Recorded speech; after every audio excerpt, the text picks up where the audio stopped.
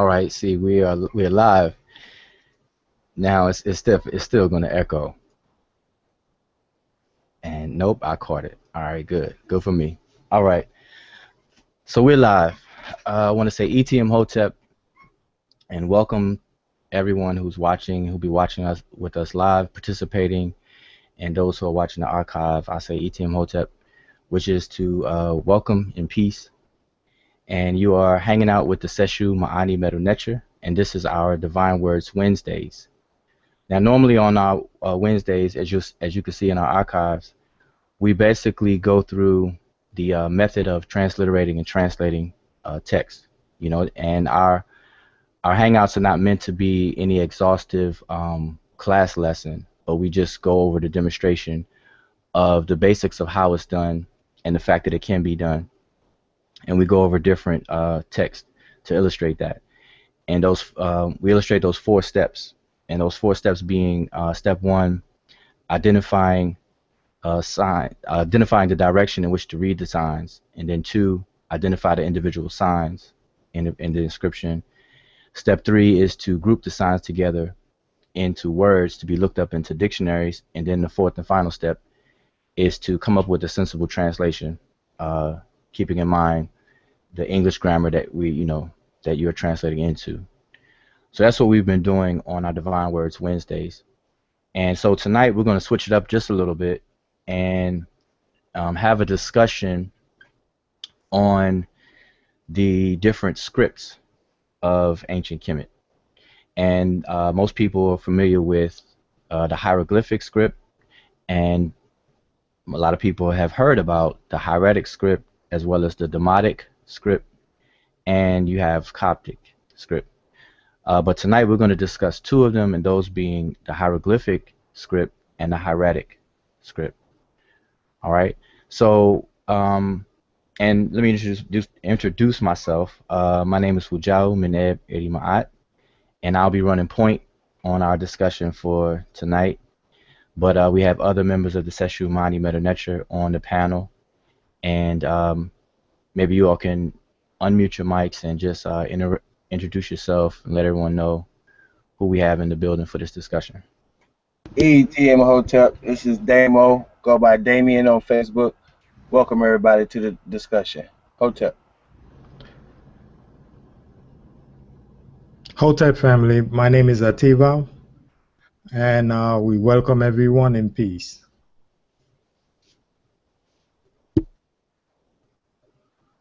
All right, who we got next? ETM Hotep, this is June, Robert Allen on Facebook. Peace to everybody. Hope you guys enjoy the show. Thanks for all the support. Hotep. ETM Hotep. My name is Kofi Paisa, and thank you all for tuning in and watching the show. We all like to welcome you all.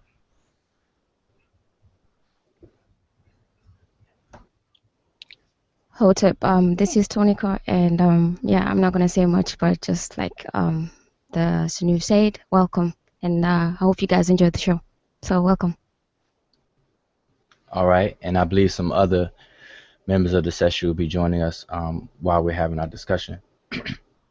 All right, so, and also I want to welcome those who are, I do see on the YouTube chat. The chat is open, and periodically we'll make sure we take a peek if there's any questions and comments that need to be addressed in the chat. And then also, with our discussion, usually afterwards, after we make our get all our points across, we usually open it up for anyone to join the panel, to come on in and participate in the discussion if there's room. It's Google Hangout. It only allows up to 10 participants. So, all right, so we can just go ahead and get started. Let me get my screen together.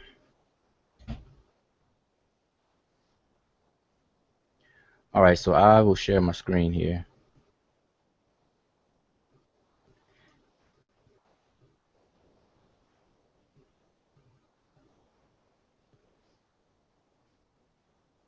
And mind you, just for everyone on the panel, as I share my screen, full screen, I'm not able to see any of the questions on the chat. So maybe, if someone could keep an eye out to see if anything needs to be addressed, or someone makes some comments that's, want to chime in on the discussion, be sure to just feel free to interrupt me and bring it up.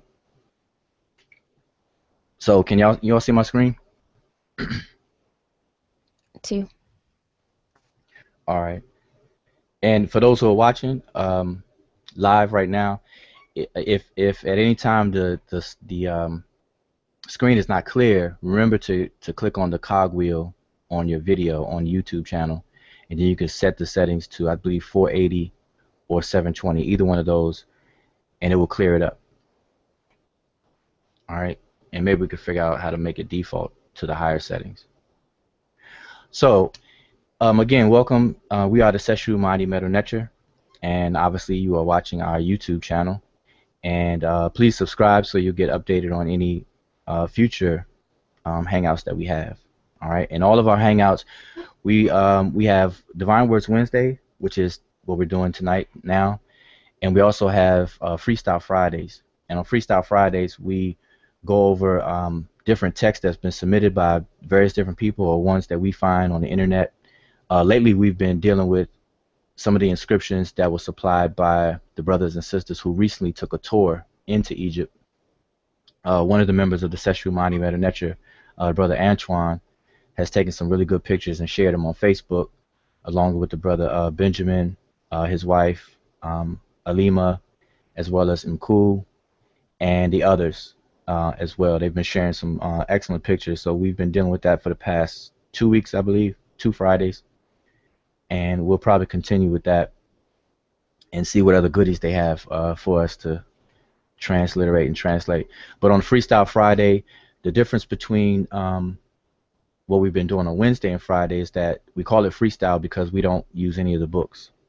So for step 2, identifying the signs, we don't look in the sign list, and for step 3, looking up in dictionaries, we don't look it up in a dictionary because we want to test our proficiency at memorizing, the different words and the different signs. So it's for us to have fun, for us to sharpen our sword. So we invite everybody to come and have some fun with us and chime in and test your skills out and also learn. All right. So for tonight, our discussion is the Egyptian hieroglyphic and hieratic scripts. Discussion and clarification on the relationship between the two. All right.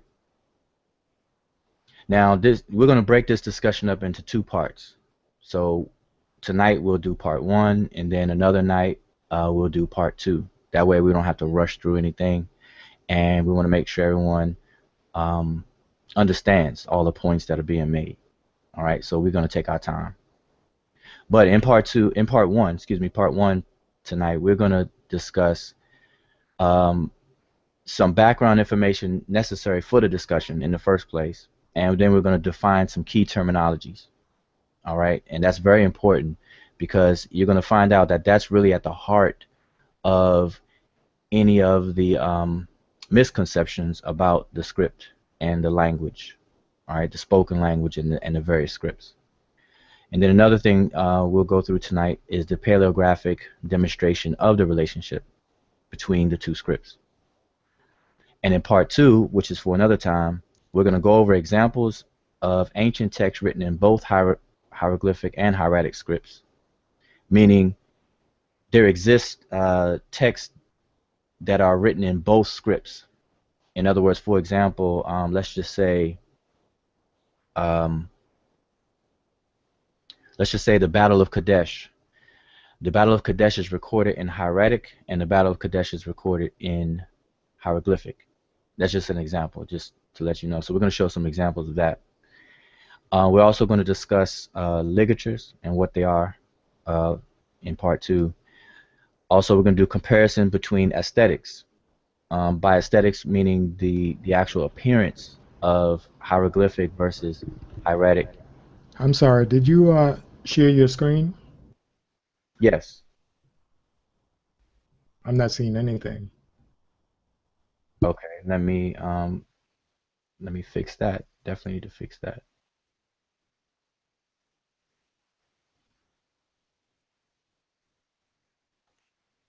And I seen it on the tube.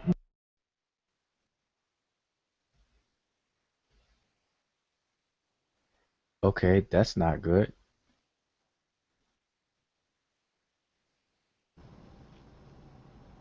All right, let me start this over again because it's important. I mean, you have to see you have to see what I'm saying, right?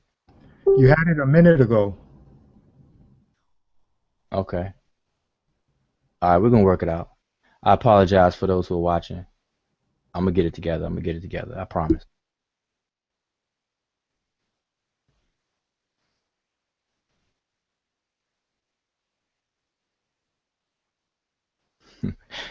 Yeah, that's definitely one of those moments. You say, "Yo." All right, let's try this again. So now, and I asked earlier if everybody see my screen, but I won't. I'll take full responsibility. All right, you on the tube, man. Okay, so now can everyone see my screen? See you. Yes, it's good on both ends. Yeah. All right, good. Okay, so I apologize for that for the people that are watching on YouTube. All right, so I don't have to start all over again, but basically I'll just reiterate what I was reading from the couple of the slides that I have. All right, so again, our topic for part one and part two, we're going to do two parts, and the topic is the Egyptian hieroglyphic and hieratic scripts, a discussion and clarification on the relationship between the two. All right. And as I said, we're going to break it up into two parts. Part one, tonight, we're going to discuss all the background information necessary for us to have this discussion. And then we're going to define key terminologies. All right. And as I said, you'll come to realize that, the confusion that a few people may have with the different scripts and their relationships comes from the terminology itself. Okay.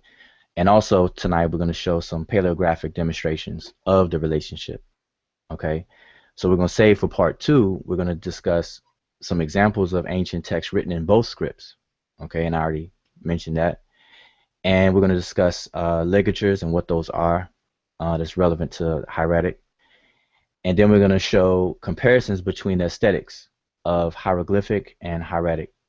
And by that, I mean the appearance of the script in terms of the actual signs, whether they're being stacked on top of one another, were they written in columns, were they written in rows, and things like that. And we do comparisons.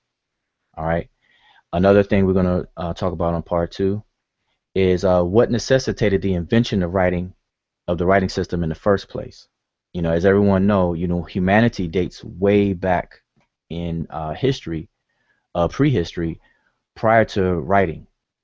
And so there's a question, why the invention of writing in the first place?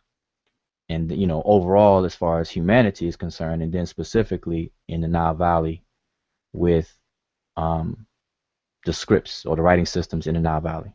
All right, so that's a question that we're going to raise and discuss. Another one, last one, is which is more important to learn, hieroglyphic or hieratic, today. All right, and we're going to discuss all the issues surrounding that. All right, so we're going to leave that for part two. All right, so tonight we're going to deal with just these 2 points. So, okay, so we're going to start off with what is a script in the first place? What is a script? What is a writing system? All right, a script, orthography, or writing system is any conventional method of visually representing verbal communication. While both writing and speech are useful in conveying messages, writing differs in also being a reliable form of information storage and transfer. The process of encoding and decoding writing systems involves shared understanding between writers and readers of the meaning behind the sets of characters that make up the script. Writing is usually recorded on a durable medium. In our case, with ancient Kemet, writing was recorded on mediums such as a variety of stone, wood, pottery, and papyri. All right, so in other words, a script orthography, and writing system are terms that are used synonymously. All right, keep that in mind. And here we have our eminent scholar, Dr. Theophilo Benga. All right, and in his article, he addresses the question of what is a writing system or what is a script. And he says, let us specify that a given script is the visual representation of a language, i.e. voice sounds. A system of writing is an organized set of symbols or written signs used to serve as material objects representing invisible voice sounds. To write is to form signs, i.e. characters or symbols, on a surface such as stone, wood, ivory, clay, papyrus, paper, with an instrument such as a chisel or pen. All right, so that's basically he's reaffirming what a writing system is. And the reason why this is important to know is because in the development of a writing system, there's a little bit of confusion, there's a little bit of debating among scholars and among people who are students of the languages, and it gets a little murky because there's a blurred line between what a writing system is officially. You know, where's the line drawn between what makes something a writing system versus the invention of writing versus drawing pictures. You know, we have a lot of rock art, cave art that date back further back in prehistory. Okay, so there's a little debating going on about that, where to draw the line. Okay, so you'll see different scholars that will try to give a rigid definition of what is a writing system. Okay, difference between writing or drawing and then a writing system. So remember that what needs to be stressed is that a script or writing system is a conventional method, meaning that there has to be a consensus and it has to be a convention formed that's agreed upon by a population of people. Okay, otherwise, you know, you run the risk of, okay, I'll use this character for this sound, and then somebody else use a different character for the same sound. Then we'll never be able to communicate in a written format if all of us have different sounds and meanings applied to these different characters. So it has to be an agreement made, and thus the word system, okay, and convention. All right. So remember the word orthography. Okay, so orthographic units, such as letters of an alphabet, as an example, are technically called graphemes. These are a type of abstraction which is analogous to the phonemes of a spoken language. In the same way that the surface forms of phonemes are speech sounds or phones, and different phones representing the same phoneme are called allophones, the surface form of graphemes are glyphs, and sometimes they're called graphs, namely concrete written representation of symbols. And different glyphs representing the same grapheme are called allographs. So let me just stop here for a second. When we mention phonemes or phones, these are the sounds, okay, speech sounds. All right, and the difference between a phoneme and a phone is the same difference that you have between a grapheme and a graph. All right, phonemes are abstract speech sounds, and phones are specific speech sounds. Okay, just to illustrate, just to give an example of that, we would have a phoneme of a T, and then the letter T, the way that people pronounce it may be slightly different in different locations, but it's all representing that same independent sound within the English language. So the way that different people pronounce the T would be considered phones, but all of those phones would still represent the phoneme of a T. Okay, so I just wanted to reiterate that. And likewise, the surface form of graphemes are called glyphs, and the different glyphs representing the same grapheme are called allographs. All right, so hopefully that's clear. So hence, a grapheme can be regarded as an abstraction of a collection of glyphs that are all semantically equivalent. In other words, different physical forms of written symbols are considered to represent the same grapheme if the differences between them are not significant for a change in meaning. Okay, and I'm going to illustrate that right here. So here's examples to kind of illustrate, better of what I was just saying. So for example, there are many different physical representations of the lowercase letter b. All right, and these are examples of letter B. All 1, 2, 3, 4, 6. All 6 of these are the letter B. Okay, but they look slightly different to the eye or to the appearance. All of these are considered to represent a single grapheme in the orthography of English. So in other words, this B is a grapheme that's represented by the different appearances of the same thing. So these would be considered allographs of the same grapheme. Okay, and the reason why that is because the substitution of any of these for any other cannot change the meaning of a word. They are considered to be allographs of the same grapheme, which can be written as B. So in other words, if I switch this B, and we'll do it down here with the examples. So here are all of these words. These are 6 words in English, and all of them have the letter B within them. This is boy, and we know what boy means. This is a box. We know what a box is. Job, we know what a job is. Ebony, abstract, and alphabet. So we know what all of these words are. We know what they mean, etc.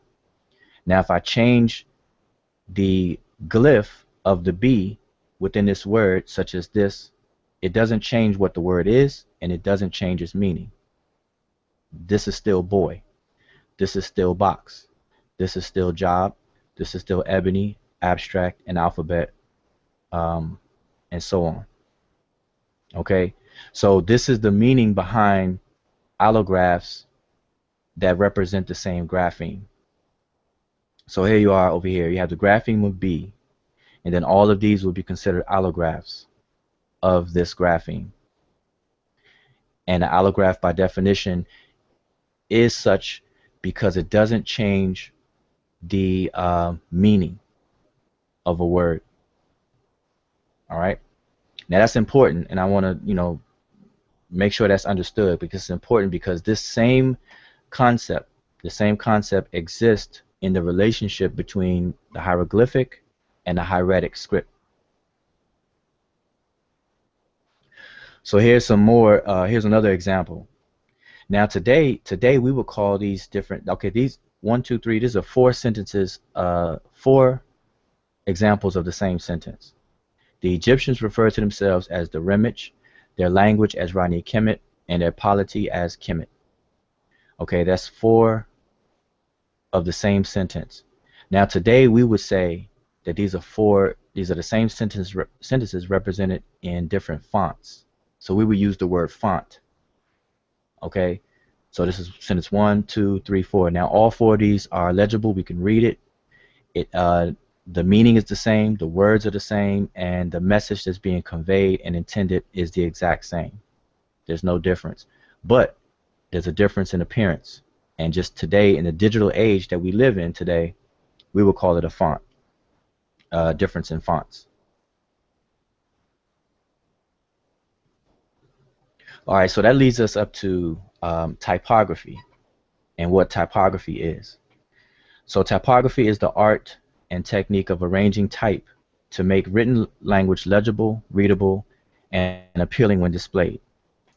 Now I want to say something that typography, now that we live in a digital age, a computer age, the definitions of some of these terms have changed, such as the term typography, because back in the day, before the digital age, typography or typographers were dealing with typesetting, and that's when we had typewriters that had the physical metal hammer that hammered the ink onto the paper, and even professional printing press and things. You had to actually typeset these different characters, and that was a you know a prominent profession that people went into and got paid pretty good money to be typesetters or typographers, to actually do this kind of work. But now in the digital age, the meaning has kind of changed because pretty much typography has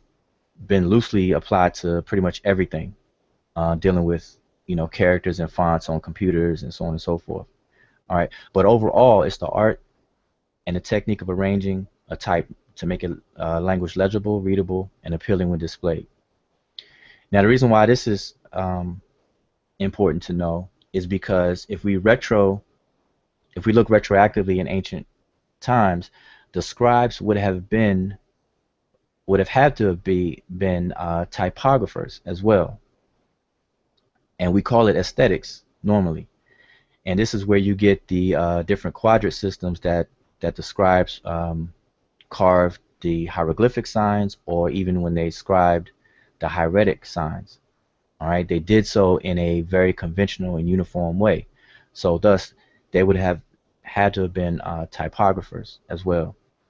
And how do we know that?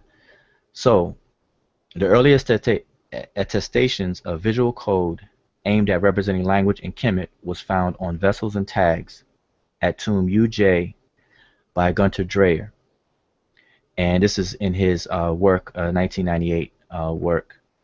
Now, there's more to be said about the origin or the oldest attestation of the language, but that's a conversation in and of itself. So I just kind of mentioned it on the surface here because in using the information from the earlier attestations, we can relate to why we're saying that the scribes had to be typographers. All right, continuity of development is evident due to the shared signs with later forms.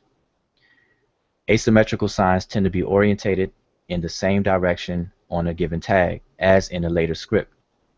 And we have signs that are calibrated to each other, irrespective of their relative sizes of their reference. For instance, a bird sign has the same size as an elephant sign. And here's an example. Here's one of the tags from that specific tomb site. So here we see a bird that's the same size or scaled to the same size as an elephant. Now, why is that important? Is because it shows that there is a definitive, purposeful motive behind this writing. Now, we know the elephants are much larger than birds. Okay, whether it be a vulture, a quail chick, or whatever the case is, elephants are much, much larger. So to scale this, it was done purposefully in order to deal with, as I say up here, the art and technique of arranging type to make written language legible, readable, and appealing when displayed. Okay, so this is an example of typesetting or typography. All right. And this goes back to the earliest attestation. Now, as far as the date is concerned, the rough estimate date is given to it between 3400 BC and 3320 BC for these tags.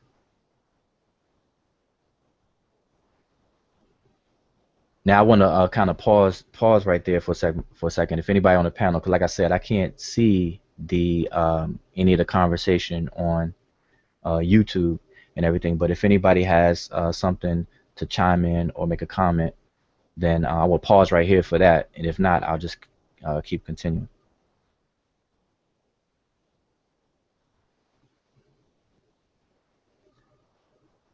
I mean, let me know. No, I don't see anything in the chat up to right now saying anything. Everybody just saying what's up, hello, peace, everybody. All right. And but they seem like they're following along, but I don't see anything popping up right now. I do want to shout out Christ, Jehudi, Sean, Lisa, Donald, I see, Chesmu, Kenneth. Hotep to everybody. All right, Hotep. Can't see anybody, but okay, Hotep. All right, so we're gonna keep it moving. All right, now keep all of that in mind, because even in part two, when we continue later on. We may have to reiterate some of that.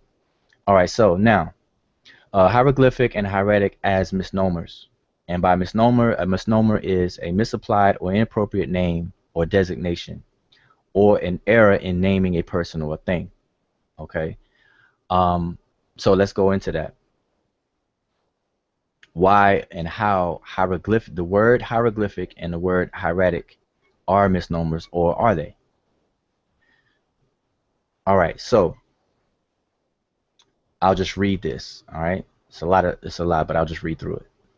Now, in other words, the question is how do we come about using the word hieroglyphic and hieratic as names for these scripts?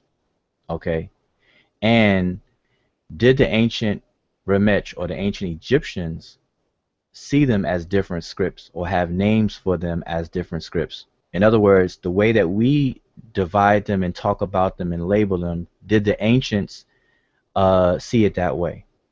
All right, so that's basically the point. So it was a Christian theologian named Titus Flavius Clemens, aka Clement of Alexandria, and that's the estimate of his lifespan from 150 AD to 215 AD. In his trilogy work, that the names of the Egyptian scripts we are familiar with were used. Okay, so basically it traces back to this person here, Clement of Alexandria. All right, back that far. Clemens lived during the Greco-Roman period of ancient Egypt, which is approximately between 332 BC to 642 AD, and that includes the Byzantine era as well. All right, now he didn't live that long, but this is the Greco-Roman period, the periodization that's given to ancient Egypt. All right, and this is the climate in which he is living in. So in his book 5, chapter 4, his book called Stromata, Clemens describes the levels of gaining knowledge of the divine and why parables or enigmas were used. Okay, so he's writing to an audience, and he's trying to explain why, this double talk was being used, or parables or enigmas were used in the scriptures and by Christ or Jesus, etc. So, and mind you, his book Stromata is dealing mainly with faith. He's basically trying to let people know about faith and why they need to become a Christian, so to speak.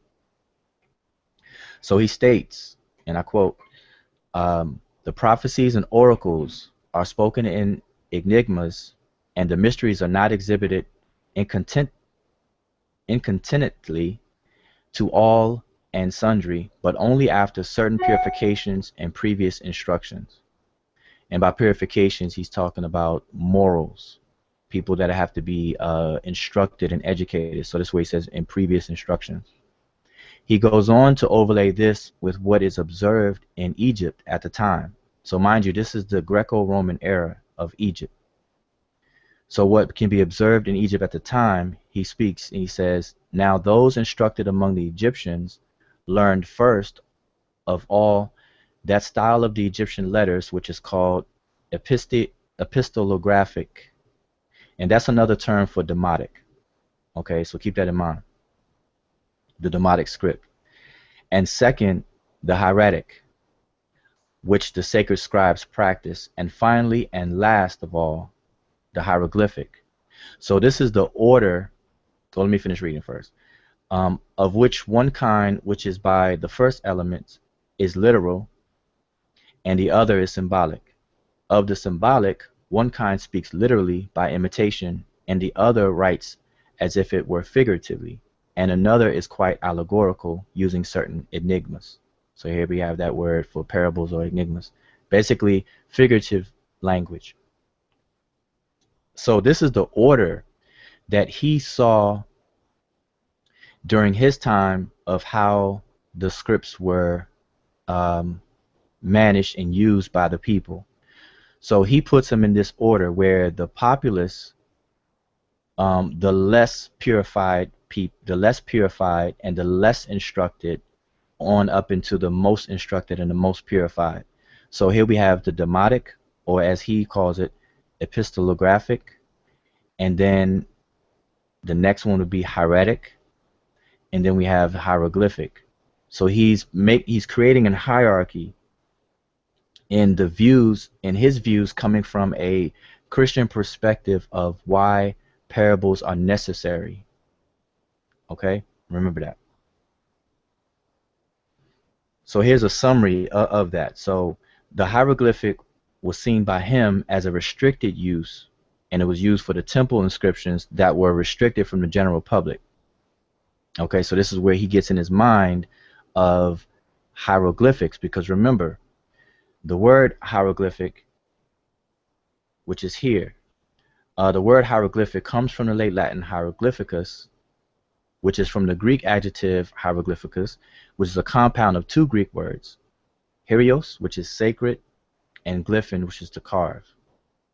And the signs themselves were called ta hieroglyphica grammata, the sacred engraved letters. All right. So this is why he chose to use the word hieroglyphic, because in his eyes during that period of time, the restricted use of these signs that were witnessed was for the temple inscriptions, and they were restricted from the public. All right. So therefore, you have sacred carvings. These carvings that are sacred, these carvings that are set aside, because the word sacred means to set aside, to keep holy. You know, something that is holy, something that is pure, something that is set aside, that's for restricted use. Okay, so this is his view. Then we have hieratic, and the word hieratic comes from the Greek word that means priestly, because as noted here, hieratic was seen, or this particular script was seen as a restricted use for writing religious treatments by the priest. Now during his time, hieratic was strictly used for religious documents, and that's what was witnessed by these historians such as Clemens that I'm quoting here. All right, and then lastly we have demotic or epistolographic, and this was seen as used by the population. Therefore, the word demoticus, from the Greek word demoticus, which means popular or of the population. So he's the one that chose these designations for the scripts, not based on anything that the ancient Egyptians themselves viewed these different scripts. Okay, so just keep that in mind. And here again is the etymology of the word hieroglyphic. And what I left out was there were approximately 700 hieroglyphs in use during the Old and Middle Kingdoms, okay, which expanded considerably to approximately 7,000 by the Ptolemaic era. Okay, so by the time it was all said and done, the hieroglyphic signs numbered in about 7,000. So which means that is like tenfold coming from the Middle Kingdom to the end of ancient Egypt. So it increased a whole lot for in a period of time. All right, so now let's deal with hieratic, and this quote is coming out of this particular book called Visible Language, and this is a good book I recommend everyone to get who's interested in scripts writing and writing systems itself. Okay, this book was published, I believe, sometime in 2010 originally, and then they have a reprint in I believe 2015. And it's a book I've had for a couple of years, and I recommend people to get it. Definitely dealing, any serious student of languages, because it covers the information dealing with languages in Mesopotamia as well as the Nile Valley. So you have the Tigris-Euphrates Valley and the different scripts there, and the scripts in the Nile Valley. And it has a lot of good quality pictures demonstrating the different artifacts, the primary sources, and things like that. All right, so out of this book, now this book is written in a journal style, where you have several scholars that have written articles within it.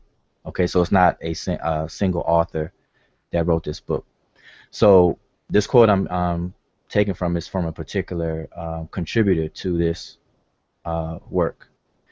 All right, and it says the term hieratic comes from the Greek expression grammata hieratica, which means priestly writings, which was coined by Saint Clement of Alexandria, and that's who I was quoting before, in the 2nd century AD, to describe the cursive script used for ancient Egyptian religious texts at the time. Hieratic, however, was not exclusively used during the Greco-Roman period for religious compositions.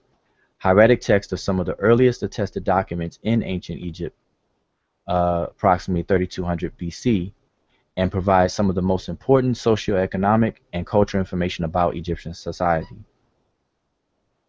Contrary to St. Clement's characterization of the script, hieratic documents include not only religious texts, but also literary, medical, mathematical, administrative, and legal texts. Many of the famous literary tales known from ancient Egypt have been preserved on papyrus in hieratic. And this is from this author, Catherine Bandy. All right, and there's a couple of pictures of her. She's a upcoming Egyptologist. I believe she is a PhD candidate in Egyptology, and this is just images of her. So this is her quote from what she's saying about hieratic. All right. So basically, she's agreeing that hieratic is a misnomer, because hieratic priestly writings, but they're actually not. They weren't used for strictly religious purposes or strictly by the priest.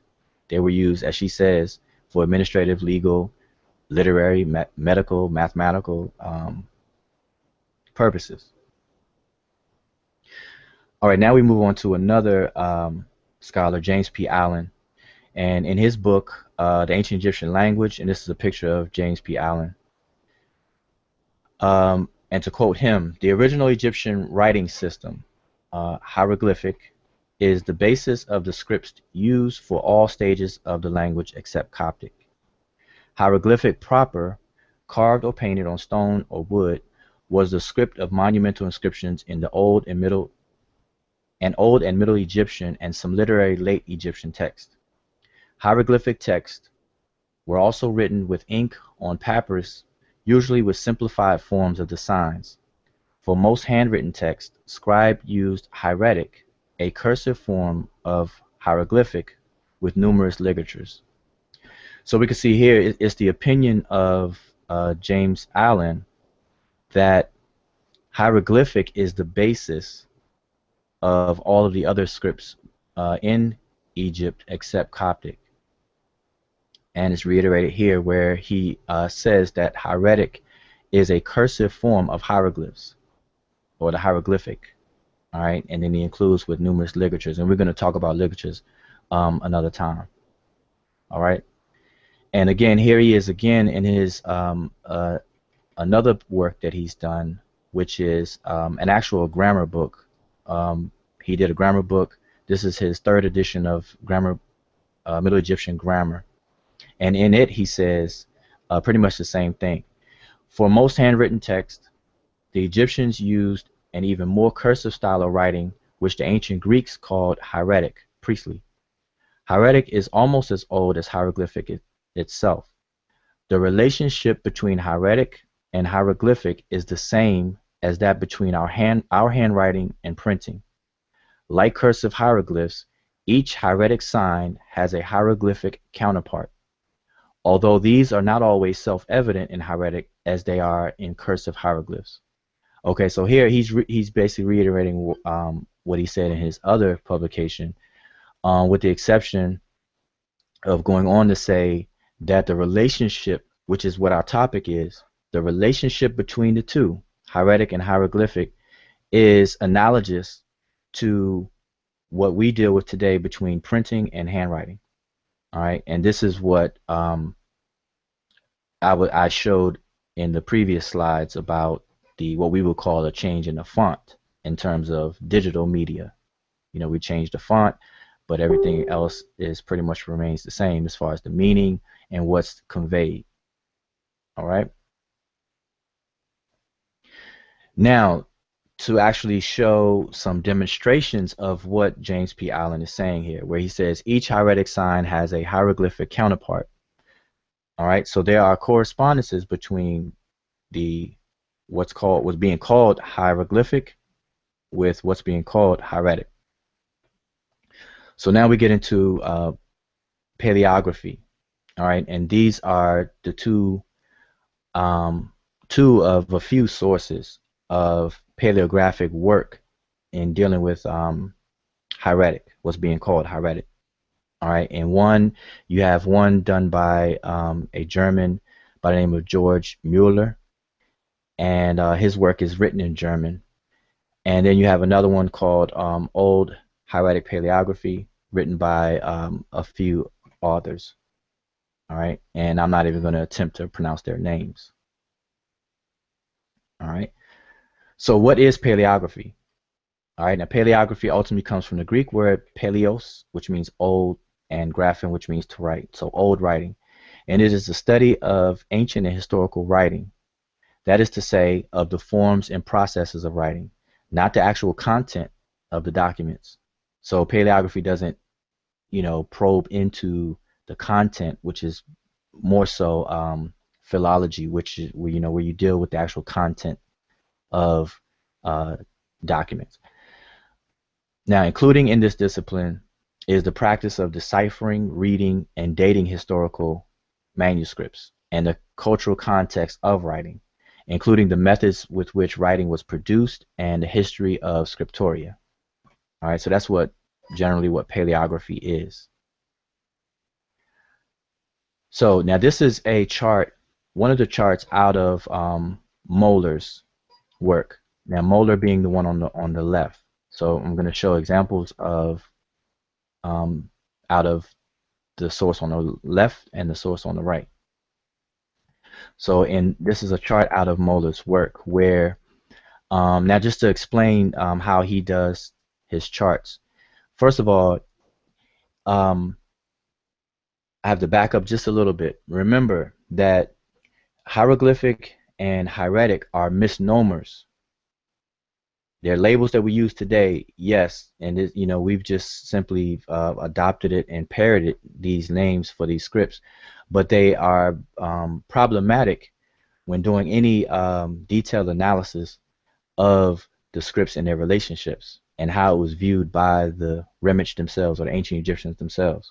Okay, now everyone knows that it's problematic, as you saw that the term hieratic, was coined because it was seen at the Greco-Roman period that only the priests were using it, but hey, it doesn't apply to what was described as this more cursive or simplified form throughout the ages of Kemet itself or Egypt itself.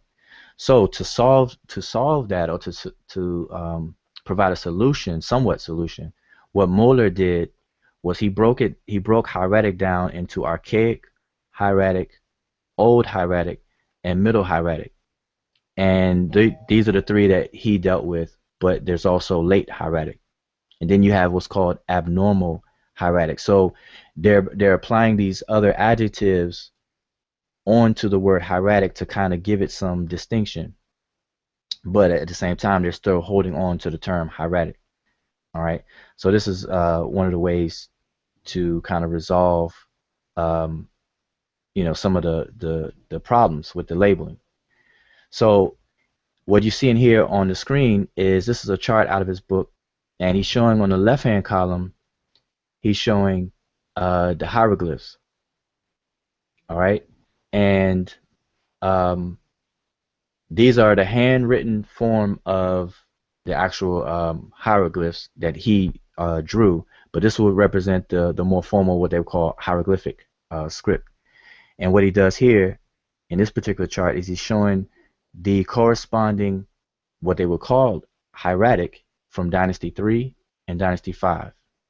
And then over here you have a list of hieroglyphic signs, and then the equivalent hieratic or the corresponding hieratic from Dynasty 3, Dynasty 5, and so on. So as you can see, like this first one here, you have a man with his hands spread apart. And then you see in Dynasty 3, this is the corresponding hieratic, what they will call hieratic sign.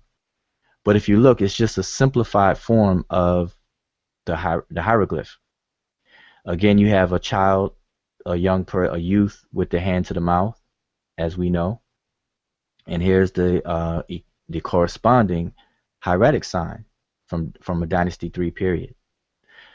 And I'm not going to go through all of them, but let's just spot check like this I here that we know as the I in the hieroglyphic, what's being called the hieroglyphic script. And here are the corresponding equivalents in the hieratic between Dynasty 3 and Dynasty 5. And you can see more, but I'm not going to go through each one of them. All right. But the point here is that you can identify by sight that what's being called hieratic at this stage of Dynasty 3 and Dynasty 5 are simply simplified forms of the hieroglyphic. All right. There's really no difference. There's no difference in sight. I mean, there is a difference, but you can clearly see the correspondence between the two. All right. So this is the relationship. Now, in his work, I'm still dealing with Moeller's work. In his work, what he does, let me go to the next slide first. Okay, so this is in the same book.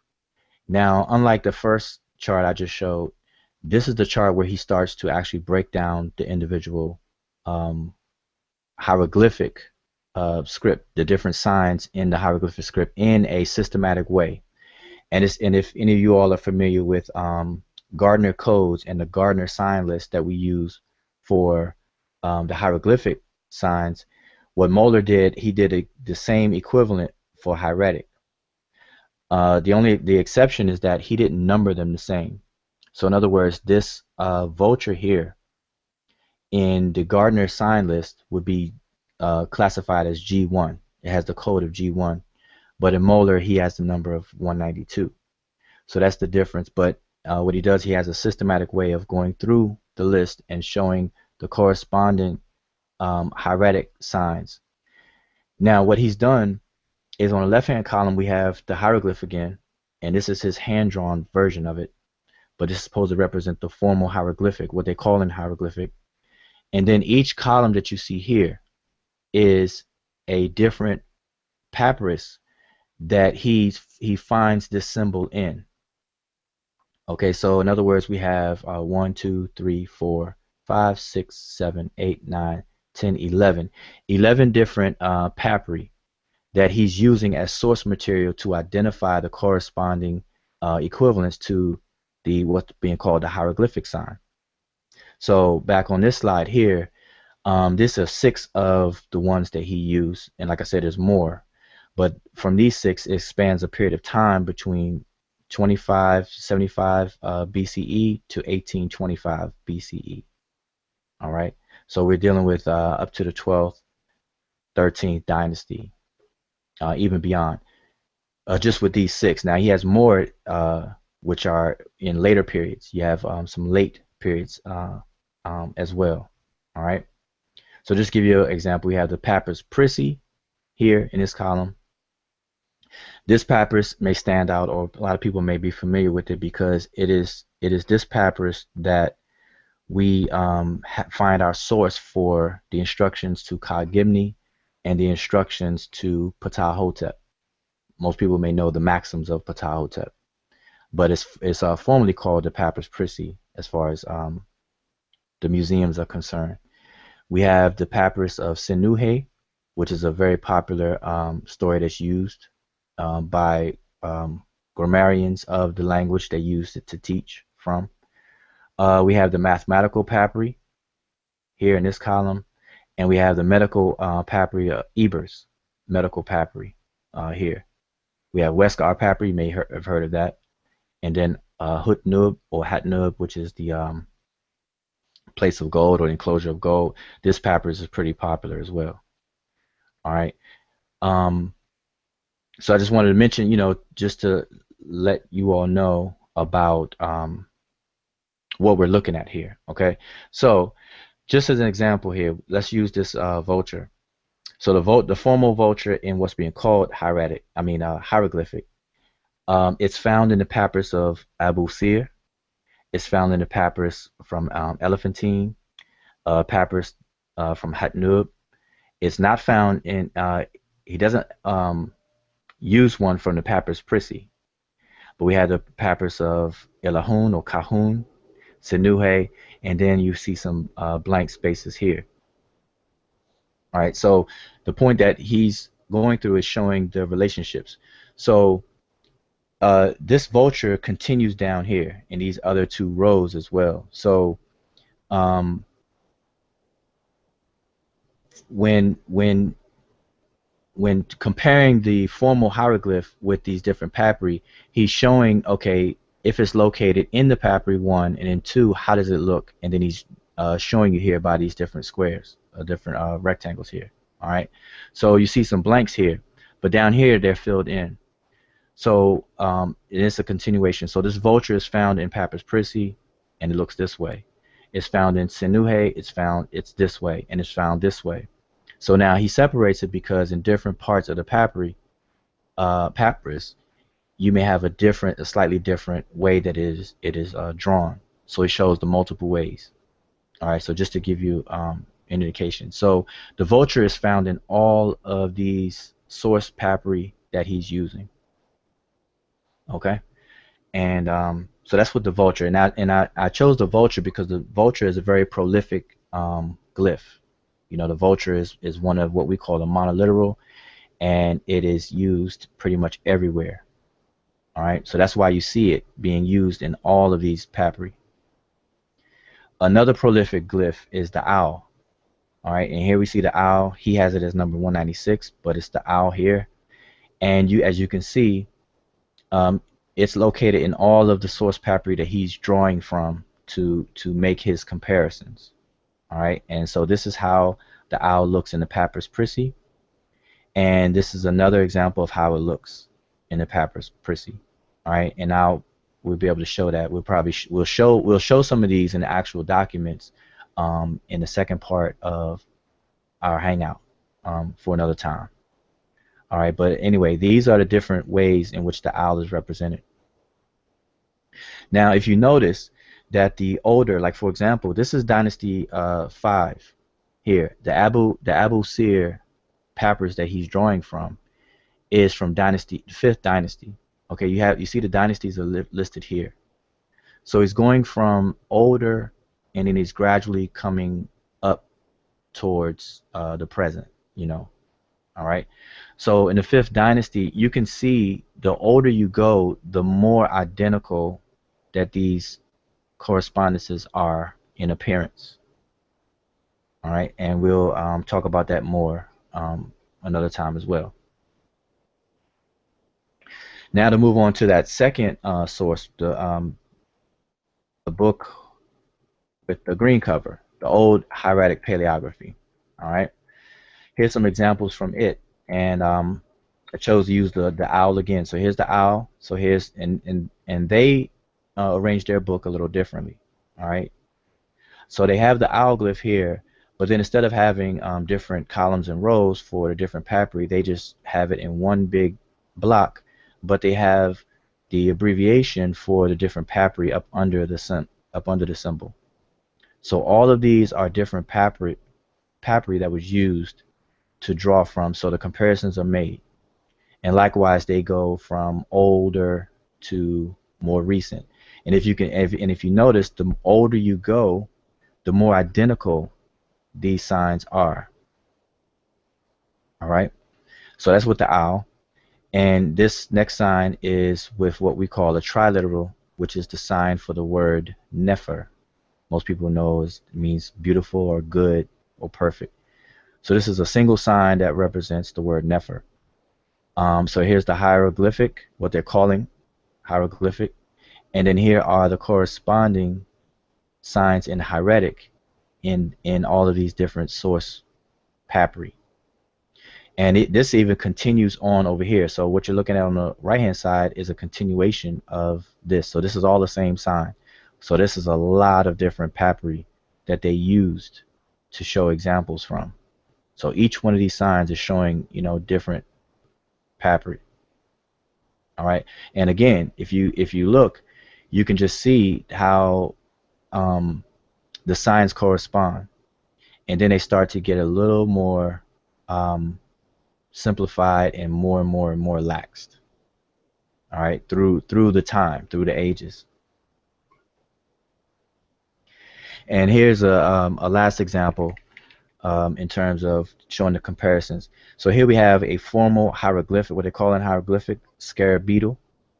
And then here in this example, we're showing the papyrus Bremner Rhine.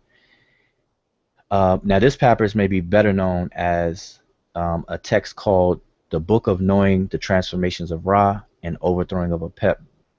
All right, and in this papyrus, we have corresponding, you know, the corresponding glyph, what they call a hieroglyph of the beetle, and the highlighted yellow sections is where you find the beetle and what the beetle looks like within this papyrus.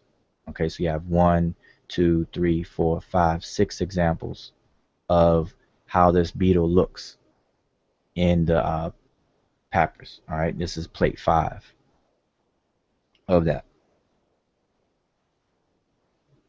All right, and let me see.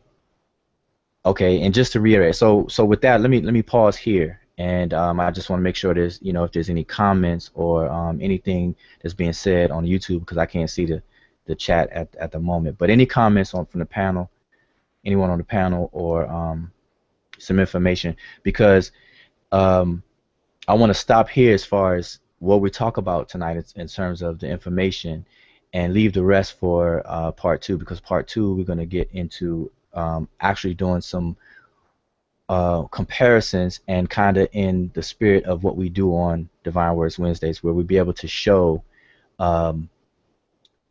methodically what these different signs are, what they mean, how they function, you know, whether they function as a phonogram, an ideogram, or determinative, etc., etc. So we're going to reserve all of that for part 2. So part 2, we're going to go over examples of ancient texts written in both hieroglyphic and hieratic scripts, discuss ligatures, do comparisons between the aesthetics of both scripts, and then get into what necessitated the invention of the writing system in the first place. And then lastly, what is more important to learn, hieroglyphic or hieratic, as far as today? All right, so we're going to deal with that in part 2, but I want to kind of deal with the rest of our time. Let's just, you know, we could just have a discussion about what was discussed so far, because there's quite a bit to discuss about this. But I just wanted to show these particular slides to demonstrate, to show the demonstration between the paleographic work of the relationship, and then mention the terminology, and, you know, kind of, we could kind of speak more on that. So let me shrink my screen here.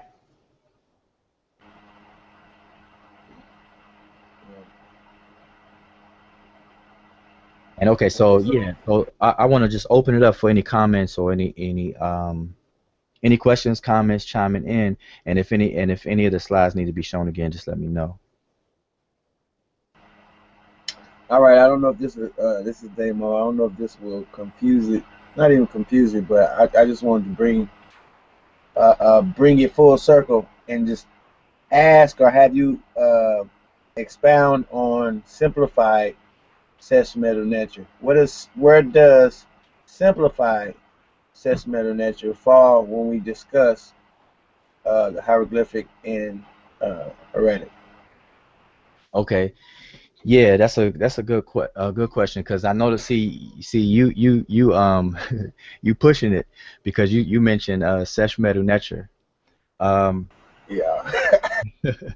No, but that's good, because that's what we need to get into.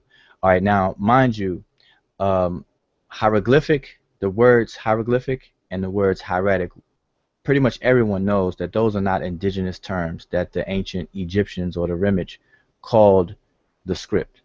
Everybody's pretty much on the same page with that. So, but now to take it further, not only are they not indigenous terms, what the point that needs to be get across is the fact that those terms are problematic. They're problems, and they're problems because it confines us into the view of this early Christian scholar and what he describes in the era of time that he lived in. And that was the point of me showing Clement of Alexandria and him coining these words for a description of the script.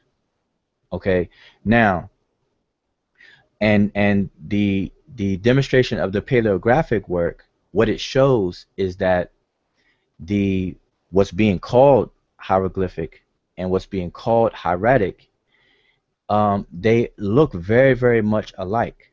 So when you said simplified sesh medu-ntr, first of all, the word sesh medu-ntr is the indigenous title or word or phrase given to the script by the ancient Egyptians themselves, or the ancient Remich themselves. So the proper terminology for what's being called hieroglyphic is called sesh medu-ntr. All right, that's number one. Now, number two is that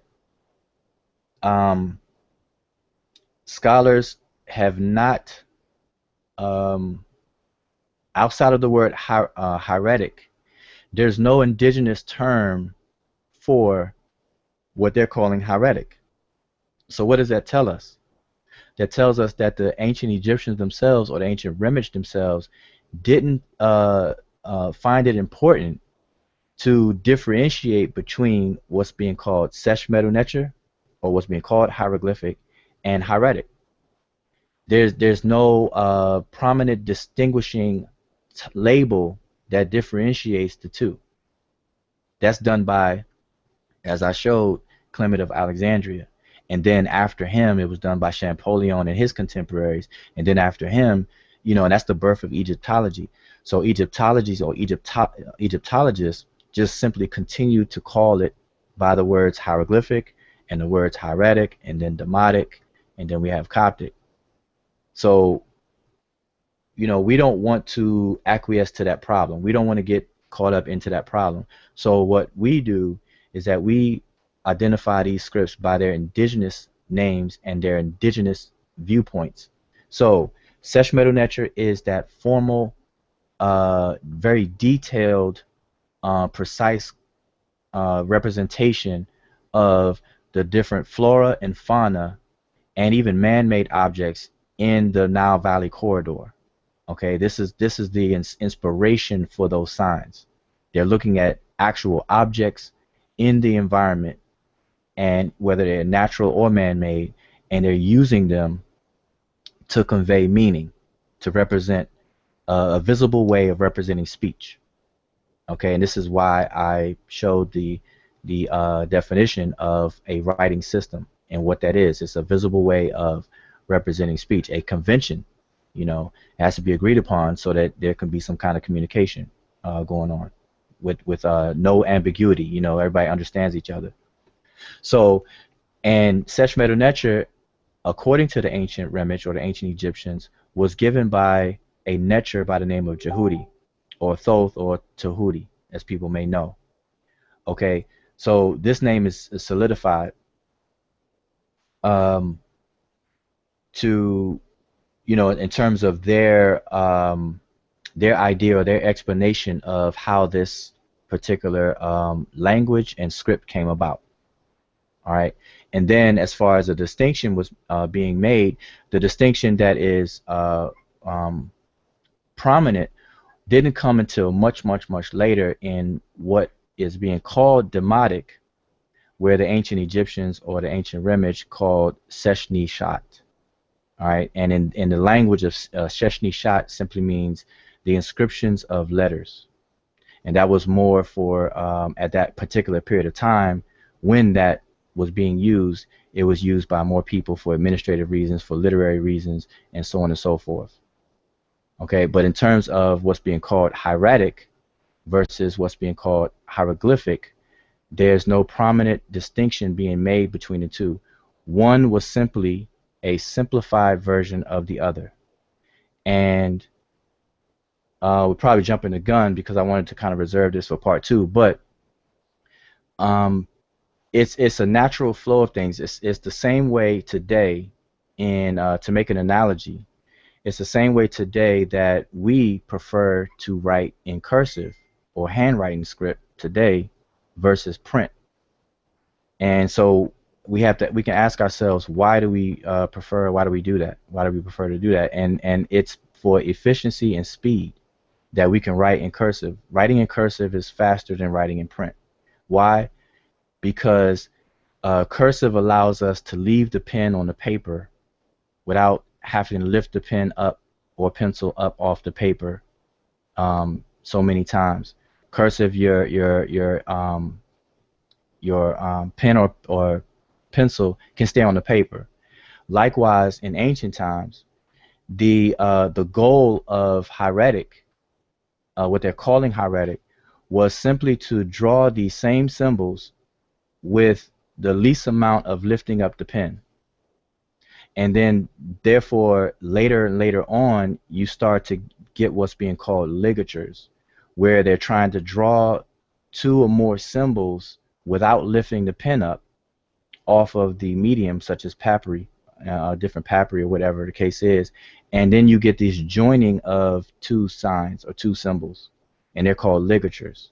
And we'll go into that more in the, we'll be able to show some and everything like that. But that was the point of why the creation of ligatures, and how the formal detailed reality or realization of this script came to be more and more and more and more simplified. All right, so that's what it is. And I don't know if I kind of addressed your question. I kind of went long-winded with that. But you mentioned Sesh mdw-ntr, and Sesh mdw-ntr is the formal title.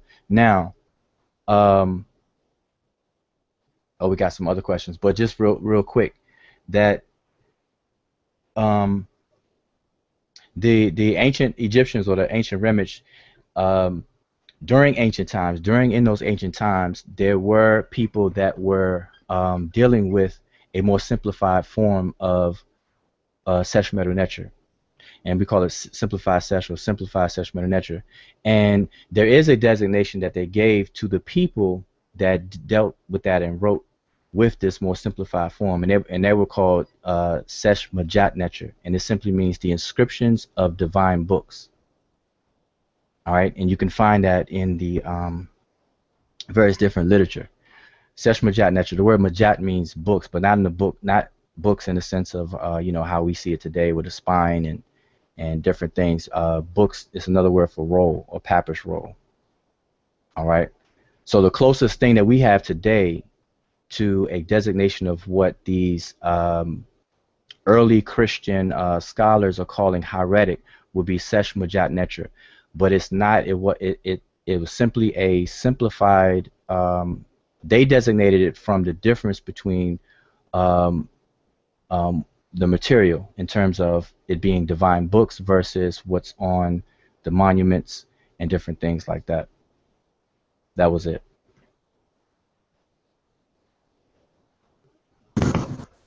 So I'm seeing some questions on the side here.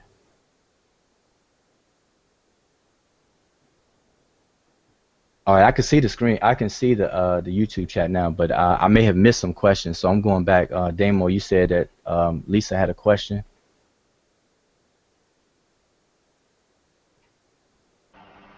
Yes, she said, were the general public able to read the top two, or all three taught to everyone? I guess we would have to. I guess she's talking about the names that they eventually came up with. All right, if I'm understanding the question right, basically she's questioning the literacy of the population. That's like a topic where people say most of the population of Egypt were illiterate. They couldn't read and they couldn't write, and so on and so forth. So the question, were the general public able to read the top two, meaning I guess the top two on this slide was demotic and hieratic, and this is how they designate those. Now by the time period that what they're calling demotic came about more people were involved with utilizing it in terms of a form of communication. All right, and like I said, in part two, another hangout, we want to discuss the necessity of writing. Why was writing even invented in the first place? You know, what motivated the people to start to use a mode of writing, a writing system. Remember, a writing system is a conventional way of communicating verbal speech. All right, so you know, we can get into more of that in the next part. But to answer, you know, to answer a question, by the time Demotic, because she asked about the top two, which were Demotic and Hieratic, what they're calling Demotic and Hieratic. By the time Demotic comes around, more people were using that. All right, and it went hand in hand. It's a two-way street because of the simplification of the signs, so much so that people were readily able to use it. And then if you ask, were all three taught to everyone? The answer is no, because the formal hieroglyphs, what they're calling hieroglyphs or mdw-ntr on the monuments, it took a sculptor to sculpt it. And you have a sesh or a scribe would draw it first, and then would be sculpted out. Those are two different skills that were taught at different times. And we have to remember that the scribal profession itself was broken down into a hierarchy of different sub skills. You had those who wrote and draw, and you had those who sculpt, and those who did both. All right, so, and was there anything else? And mind you, all can open your mic up. Yeah, I'll just go ahead and read the other questions that I put on the chat there's one from Sean, and he was saying, for some who may be watching and wondering about certain terms, might want to know what is a misnomer. But I think you kind of broke that down, but maybe you can, you know, break it down one more time, probably. Okay, yeah, I had the definition up, so I'll just read it. All right. Okay. A misnomer is a misapplied or misappropriate name or designation. And just to give you a modern misnomer, just to give an example, the very word driveway and the very word parkway. Like when we use the word driveway, a driveway to us today is a place where you park your car. But yet, we call it a driveway. You don't drive on a driveway, you park on a driveway. And we call a parkway is really a place where you drive. But yet we call it a parkway. You don't park on a parkway, you drive on a parkway. So a driveway and a parkway are misnomers. They are inappropriately named. Nobody parks on a parkway. You park on a parkway, you're going to have an accident. And if you drive on a driveway, you're going to run into your garage or run into your house. So those are modern examples of what a misnomer is. So what's being said is that the words hieroglyphic and the words hieratic are misnomers. They should not be applied to these scripts. And we need to frame our view differently. We need to approach it differently when we're discussing the scripts, because the ancient Egyptians or the ancient Remnants didn't view it that way. And the source of it is from Christian scholars who was trying to do a explanation of faith. He was trying to explain faith and how people need to come on over up under the faith and things like that, and discuss why things were taught in a very figurative language. He called it enigmas. When you look up the word enigma, it means something that is obscure, or it's another word for a parable, or something strange or not understood. And anybody who is familiar with Christianity, they know that as far as the New Testament is concerned, Jesus taught in parables and things like that. And even in the New Testament, Jesus says his disciples or students asked him, "Why do you teach in parables?" And it goes something to the effect of, not quoting verbatim, but something to the effect of, basically, he who has an ear, let him hear, let him understand. So it's not for everybody. It's only for those who can know and understand, basically. And this is what Clemens is saying as well. and then he's overlaying that with what is observed in Egypt. And so he's describing the learning process in Egypt by way of writing. So he's describing the demotic as being most used, and then he's describing what he called hieratic, being used by the priest at that time, and then hieroglyphic he's using to restrict it to those special people that only have special access to the temples and things. So this is the birth of these terminologies, and we just simply use them today. So those are misnomer, because one, hieratic was not used for just religious text. What he's calling hieratic was not used for religious text. So right there is a misnomer. Just like I said, a driveway is not used to drive. Okay, so hopefully that will kind of expound on that answer and make that clear. Yeah, that makes a lot of sense. I guess it's a lot of, we have to be very careful with the terminologies that we are using nowadays, or that a lot of scholars have been using to describe Kemet and all of that. And we see that also with the king's names and all of that stuff. So I guess this is where the confusion lies. And like we always say the phrase, I mean, we have to let the ancestors speak. So we have to be, we have to be very careful with whatever it is that we're taking on. So just I guess that's where the issues lie, especially with this hieratic and hieroglyph stuff. Right.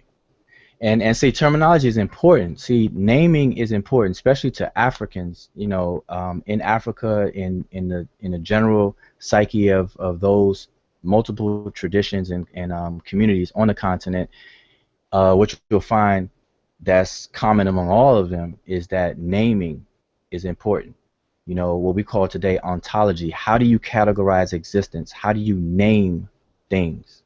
The name of a thing is very, very important in the minds of Africans, especially in the traditions. So we have to be careful of how we label and name things. We need to name things for what they are, or how they function as, or behave as opposed to just these arbitrary names.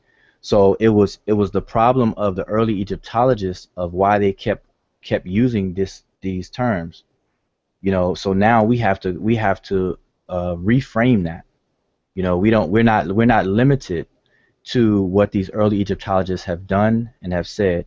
Likewise, we're not limited or restricted to accepting their interpretations and their dictionary entries either.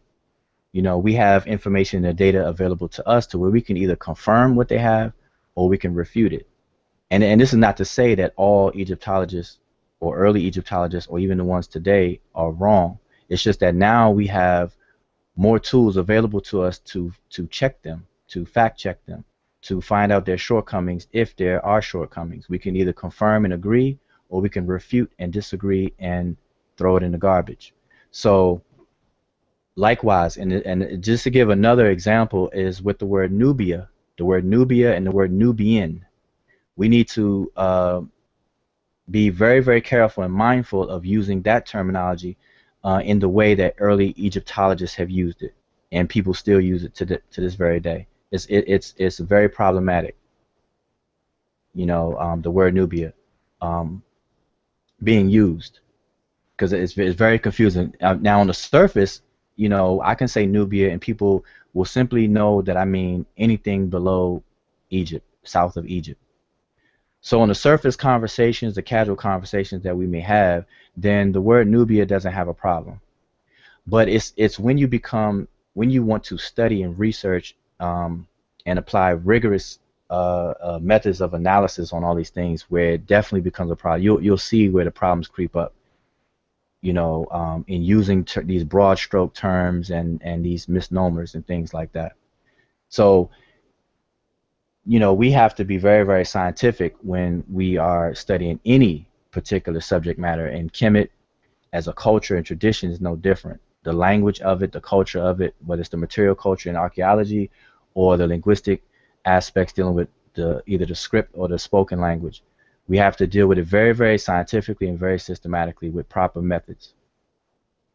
So I say that to say that the names and everything is important. And that's why I went through the word, what a grapheme is, and what a allograph is, and what a graph is or a glyph is, because Matter of fact, let me just share my screen again.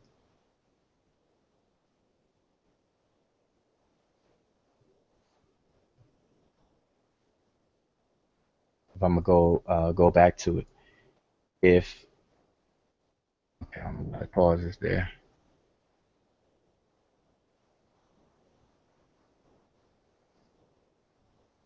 Okay, y'all can see it. Hopefully y'all can see that. Tio, but let's look on the other end.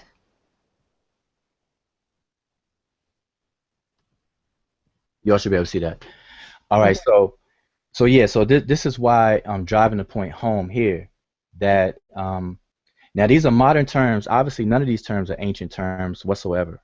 But this is a way that we can frame the conversation because these terms are appropriate. So in orthography, to go back to what an orthography is, or a script is, or a writing system is, it is a conventional method of visually representing verbal communication.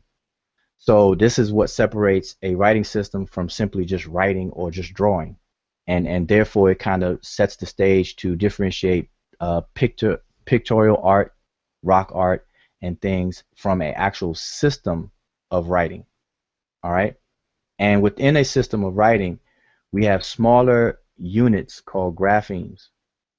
All right, and out of these graphemes, we have what's called glyphs or graphs themselves. And I show an example of the relationship between a grapheme and a graph or glyph in the example of the letter B. And I'm using the Latin orthography, the English Latin orthography or English script to demonstrate this. So we have the B here, and all of these are allographs of this grapheme. Okay, I'm not sure it here. It's a better demonstration down here. And the reason why, so a definition of an allograph is the different representation of the same grapheme, but these different representations in no way changes the meaning of what's being conveyed. So by me swapping this B out for this looking B, for this looking B, and so on, it doesn't change the word one bit. And I show that over here. We have boy, and this is the same boy, boy, boy. Now, likewise, now we didn't show it tonight because I was saving it for our next hangout. Though the same can be done for the relationship between what they call hieroglyphic and what they call hieratic. So you can show and matter of fact, if you go to the paleography, that's in essence what they're doing. So let's go down here. So for example, here is the relationship. You have, if you can see my cursor, the I here, in what they call hieroglyphic, but what we know as mdw-ntr. And then we have a relationship, a one-to-one corresponding or relationship between this way, the way it looks here, and the way it looks here. And it doesn't change the meaning, and it doesn't change the intended meaning or anything whatsoever. This is transliterated as IR or ear, and it means I, or irit means I. And this same sign, but drawn a little differently, slightly different, they'll call this hieratic, but yet it's the same meaning. It's transliterated as IR, ear, or iret, and it means I. And it can mean other things depending on how it's used in a word. But as far as a logogram itself, it means it's a concrete noun, which means an eye. It is what you see as an eye, and that's what it is as far as a logogram. All right. So in this third one over here, same thing. And you can look at the reed leaf here. This is how it looks in the third dynasty, and in the fifth dynasty, it looks a little bit different, but nothing has changed in terms of the meaning or its use in the language. All right, so we definitely have to be mindful of the terminology. So if we correct the terminology, then we can frame a better approach to discussing the language and everything, and it will really clear up a lot of confusion that some people may have, especially when you're starting to learn this. But yeah, while I'm sharing this, I can't see the screen. So were there any other questions? Because I probably missed a whole bunch of questions, and we can or comments. Yes, we have more questions. We have another question from Sinet Lisa, and she was asking, what do you think of the decision to discontinue teaching cursive in the grade schools now? I'm sorry, she asked about. Say that again. Ask it Uh, again. okay. What do you think of the decision to discontinue teaching cursive in the grade school now?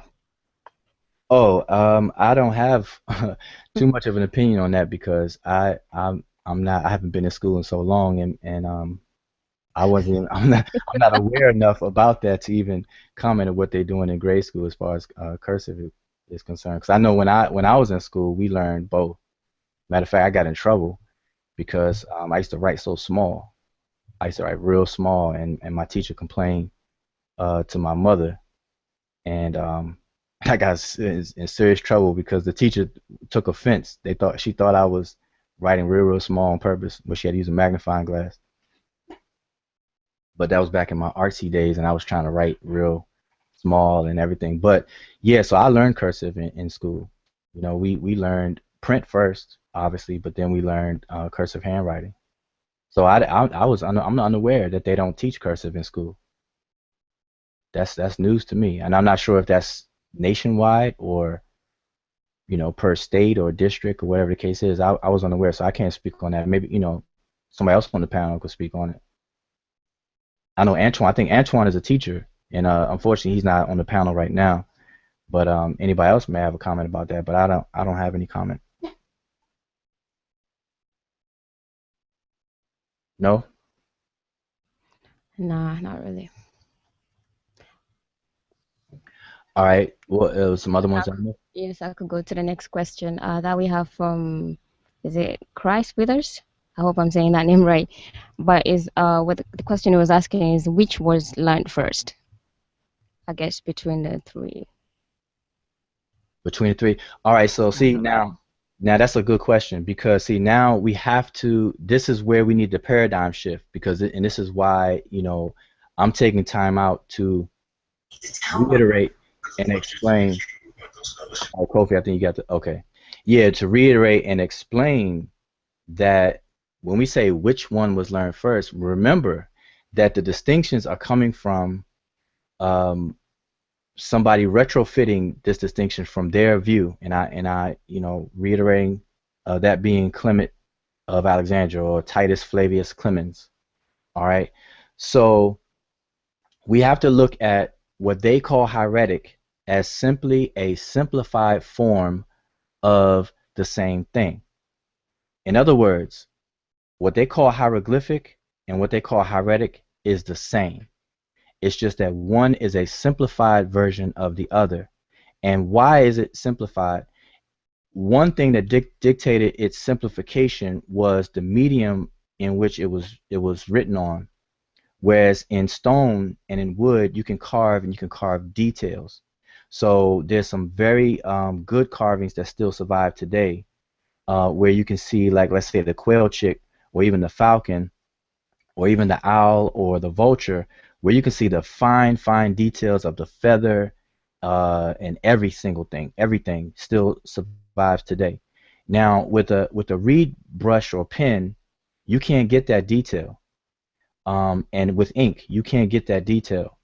So that's one reason for the simplification. One is because mechanically it was just not possible, and then two, um, another motivating factor was speed and efficiency.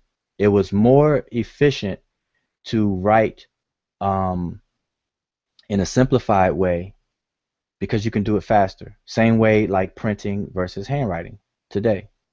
You know, um, so we have to know that first before that question will even have validity and the answer will make sense.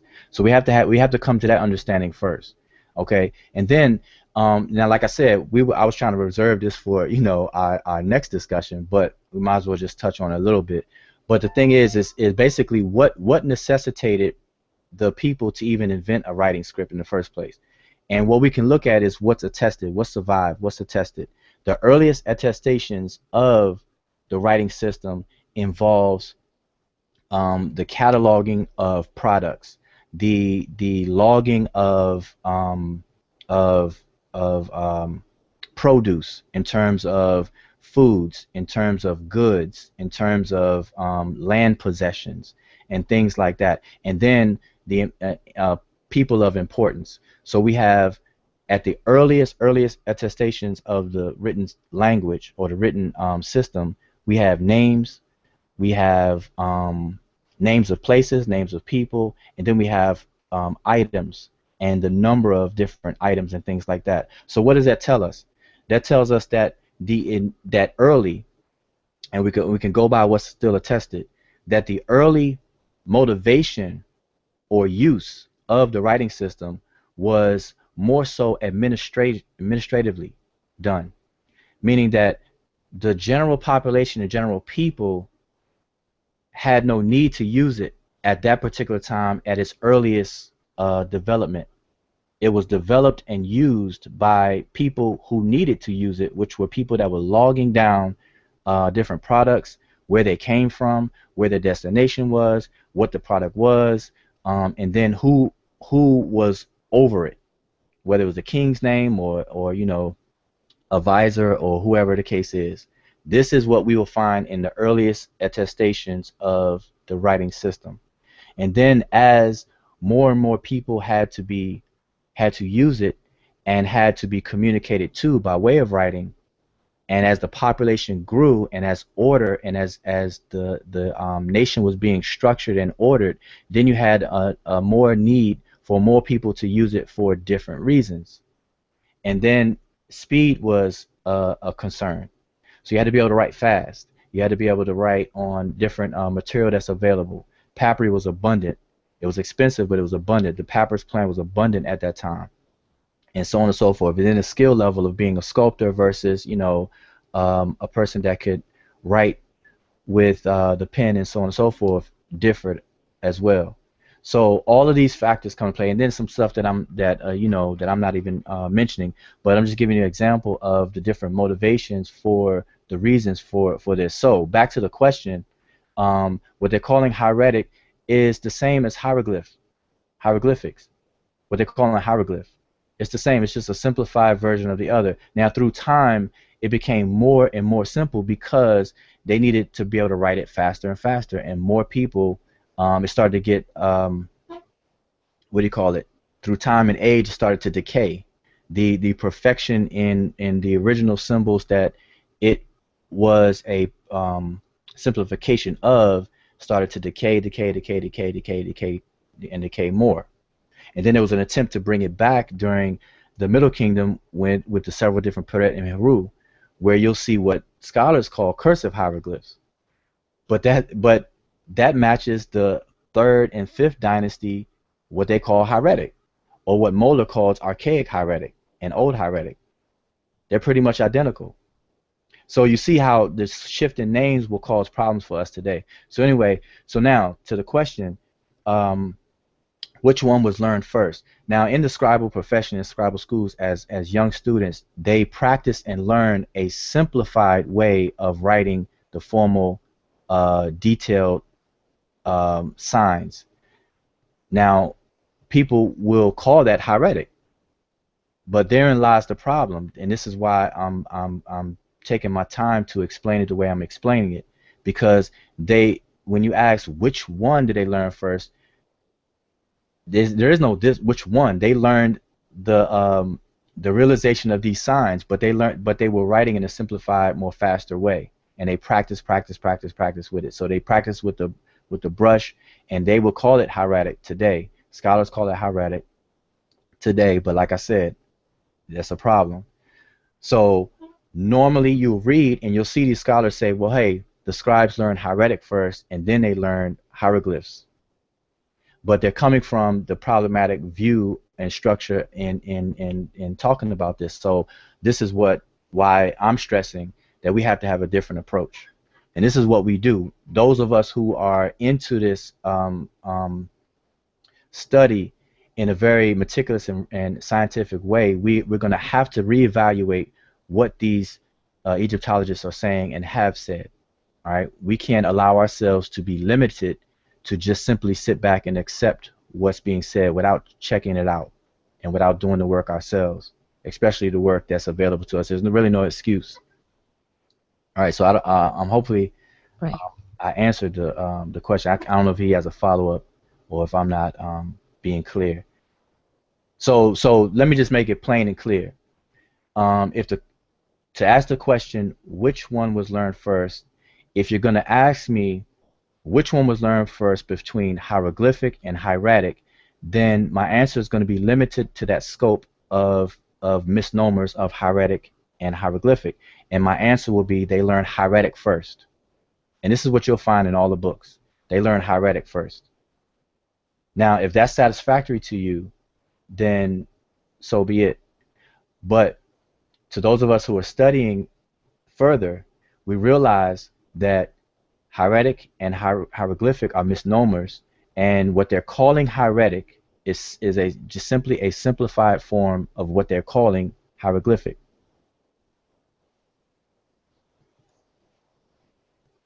So hopefully that's clear to you. Yeah, that's very clear. And actually, I guess what you're trying to say is the other point that kind of gets a little confusing is thinking in that way kind of makes it seem like these are two different things, and they're two different scripts that need to be learned, while as opposed to like looking at it from a view that it's the same thing, and you learn one, then you just move on to the next step. Similar to kind of like when you're drawing and whatnot, you probably start with the stick figures, but you're still representing the same thing. And when you put it side by side with a real drawing, then you can't, even though they're not exactly the same, but they are the same and they're representing the same thing. But we definitely need to stop thinking in that sense that these are two different scripts, because they are not. And the way you demonstrated, as we've seen, they're not. It's just a simplified way. And obviously, when it's simplified, it will make sense that would be the first thing that somebody would learn, before moving to the more complex Right. styles of drawing. Yeah, that makes a whole lot of sense. And saying it that way, you would have some people who probably started out learning, writing out in a linear form with on papyrus first, and then in other instances, probably where you were at, who you were with, what you were doing, it probably learned how to do the stone, and like you say, there are probably some that learn both, sporadically. One that want to write on papyrus and ones that want to learn the stone. It gets deep. So yeah, because a lot of people do want to say it's verses, this versus that versus. No, it's all really the same thing. Yeah, and I think we're gonna probably get into more detail in the next hangout, but I might as well mention it now as well that I'll reiterate it because I mentioned it earlier, and that is, what is a writing system? What is the purpose of a script of any language? Not just dealing with Kemet, but what is the purpose of any script? And that is to visually represent verbal communication. That's what it is in a nutshell. And the value of a script, or its efficiency, or the way that you judge a script, is its ability to reproduce the meaning of the writer and convey that meaning from the writer's mind to the reader's mind with the least amount of ambiguity as possible. That is the how you judge the efficiency of a script, or the effectiveness of a script. All right, so that means the whole point of a script is to convey meaning. All right, it almost acts like a mold. If I make a mold of a person's face, then the mold acts as a template, and then if I pour a substance inside the mold, then I can reproduce the face. So the value of that mold And how you judge the quality of a mold is, can it reproduce the original as close as possible without any imperfections and so on and so forth. So that's just to give you an analogy of the purpose of a script. A script is simply there to store and contain what goes on in the mind of the writer and to convey that to the mind of the reader. So this leads into anybody who asks a question of which one do we learn or which one is more important. Now, we wanted to reserve that for next time, but might as well speak on it now, is that like today in modern times, we learn what they call hieroglyphic first and focus on that. And the question is why? And the answer is very simple, because the purpose of a script in the first place is to convey meaning, is to find out what the intended meaning is, to pass on the message from the writers to the readers. So us being the later time and the readers, we're trying to pierce the minds of the writers. We're trying to find out what is being said. So the fastest doorway to get into the minds of the people who wrote this stuff is to use the most clearest and concise form of writing, and that being sesh mdw-ntr, because the characters or the symbols and signs are very clear, they're very precise, they're very detailed, and there's no ambiguity at all. So we start with that because we could pierce the minds, and once we understand the language behind the symbols and the grammar and understand the semantics, which is the meaning behind everything, now we can therefore go into the more simplified forms of that, which they call hieratic. So this is why we learn what they call hieroglyphic first, and then we learn what they call hieratic next, afterwards. But in our view, in our framing of this, we don't see it that way. We're just simply learning the writing system, and we learn both. We learn the simplified way of writing it, and we learn the more detailed way of writing it. We learn both, but we focus on the detailed way first because there's no ambiguity there. The simplified way, depending on the era of time that you get into, it could be very problematic when trying to pierce into the minds and understand the language itself. And once you understand the language, like for example, this is why we learn in English, just to show an analogy, the reason why we learn print first is because we learn print while we're learning the language itself. And then once you have a command of the language, then you could learn cursive.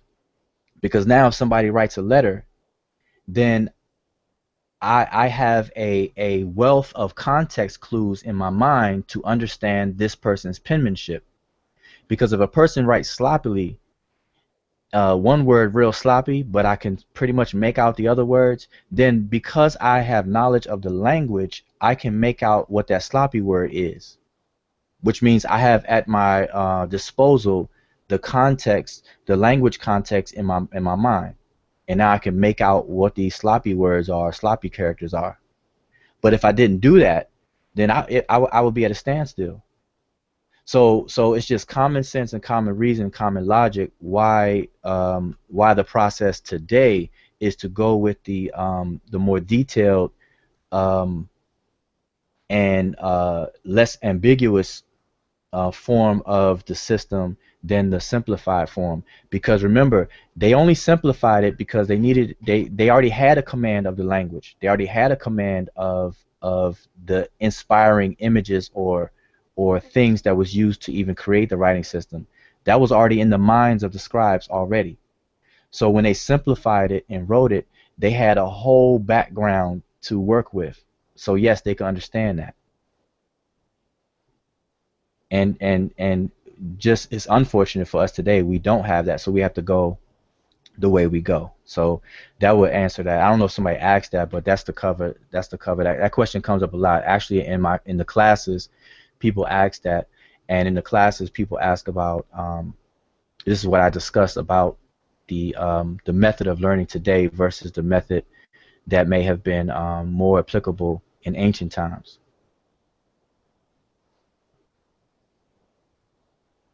And I see is there more other questions? Yes, we had one more question, I think, from St. Christopher Davis. And he was asking, would Burge's entry of Sesh Majat for hieratic be wrong?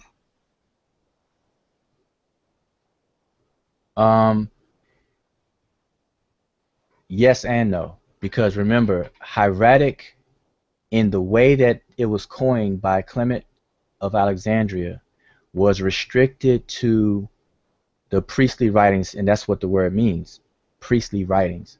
So he viewed it and he restricted it to the writings of the priests for religious texts. So once we break that barrier down and realize that hieratic is a misnomer, because what they're calling hieratic also involve mathematical, medical, administrative, and legal texts, then that breaks up the word hieratic altogether. Now, when Budge says Sesh Majat Netcher for hieratic, then what he's talking about is the indigenous name that was given to the simplified form of writing in the different eras of time. So in other words, the divine books, the books that dealt with divine issues and things like that, that they refer to as Netcher. So we have Majat Netcher, divine books or divine scrolls, scrolls that had dealings with divine things and so on and so forth. That's what it's being called, and that's what Budge is speaking about. Sesh Majat Netcher is those who dealt with, or those who wrote or dealt with divine books. So would it be wrong? Yes, in the sense of what hieratic means, yes. But if we're going to identify what scholars are calling hieratic full stop, which is this simplified version of writing, then he would be correct. Seshmajat Netcher would be that title that's given to the simplified form. Now, it wasn't an official title for the script because the ancient Egyptians or ancient Remish did not see a differentiation to the point where they had to come up with a different title for the script. The mythos narratives speak about Medu Netcher, speak about Sesh Medu Netcher. Jehuti is called Neb Medu Netcher, the Lord of Medu Netcher. He's not called the Lord of Hieraticus or the Lord of Hieratic or the Lord of Seshnishat and things like that. So Sesh Majat Netcher would be just a designation of those scribes, because the word sesh is a verb to scribe, or it's a noun for those who actually do that as a scribe. And these are the people who dealt with divine books. So it's a title for the people who dealt with divine books. And those divine books happen to be written in a simplified way. So hopefully that makes it clear, because I don't want to sound like it's gibberish. And see it, and I'm just stressing that it's important to deal with these differences. Although these differences may seem real trivial, they're not. They're not trivial.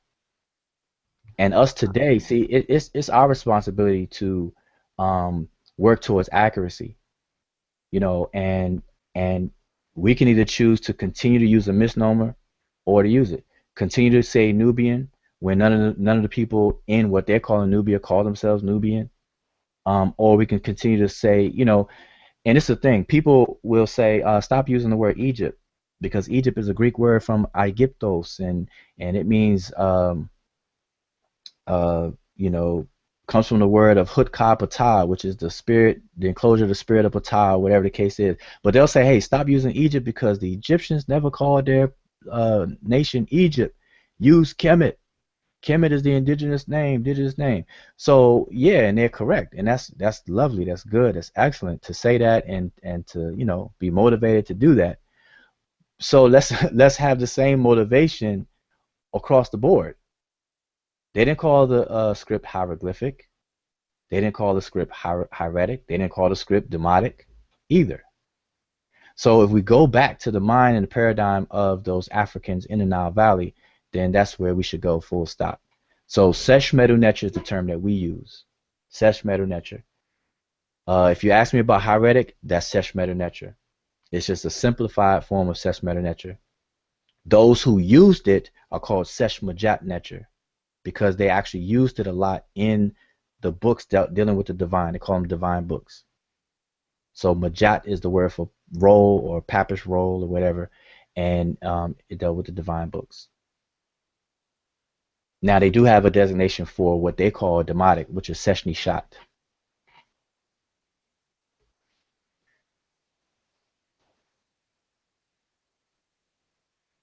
Was there any more? So I don't even know if that answered the question. Let me go back over here. Let me scroll through, because it looks like I missed a lot.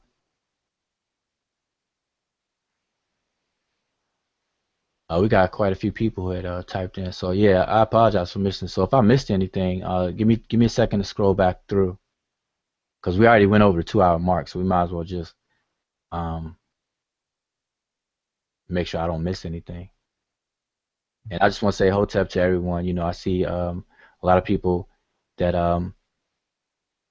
are either learning the language or has taken class, or are interested in taking the class and interested in the language. So Itim Hotep.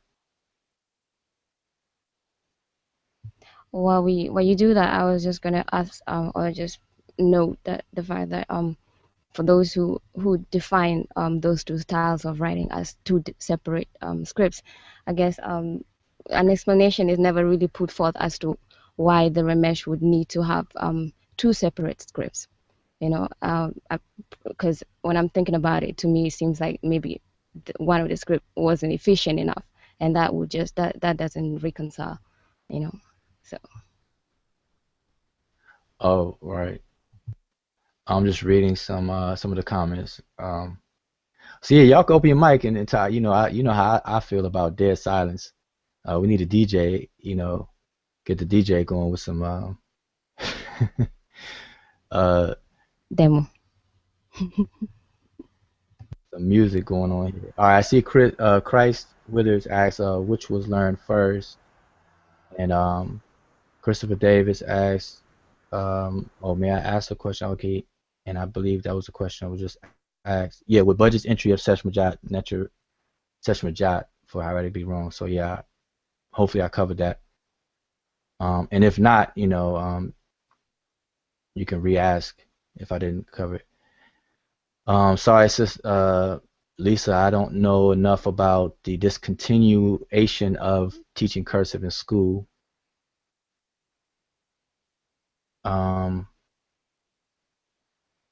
And yeah, I guess we covered everything. I'm looking.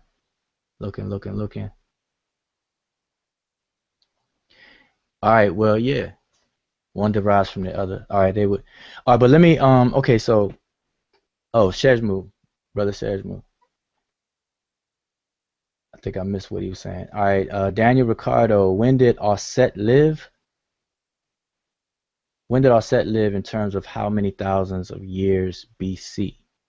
All right, now if I understand that correctly, well, let me ask you this. Hopefully you're still there.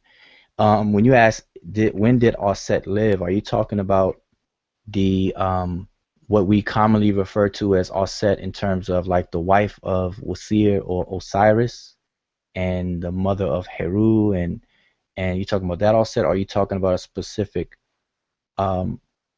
person named Auset? So maybe if you can clarify that for me, then we can discuss it, because I don't want to assume what you mean, but and I'll just give you time to maybe you can. Oh, you say yes. Which one? Oh, the one that calls Isis by the Greeks. All right. That's kind of like a loaded question, even though the question is short. But that's a loaded question only because we would have to discuss whether the various different Necharu, that's Necheret and Necharu, are sentient human beings. Were they ever sentient human beings? Meaning, did they ever walk and talk and live and breathe and was born and died as flesh human beings? Or are they something other than that? And that could get into a very long discussion. But the gist of it is that the various different Neteru, when you read all of the different various scriptures or inscriptions and things like that, you will find that um, they're not what I described as human beings, to where they lived and they walked and they talked and things like that.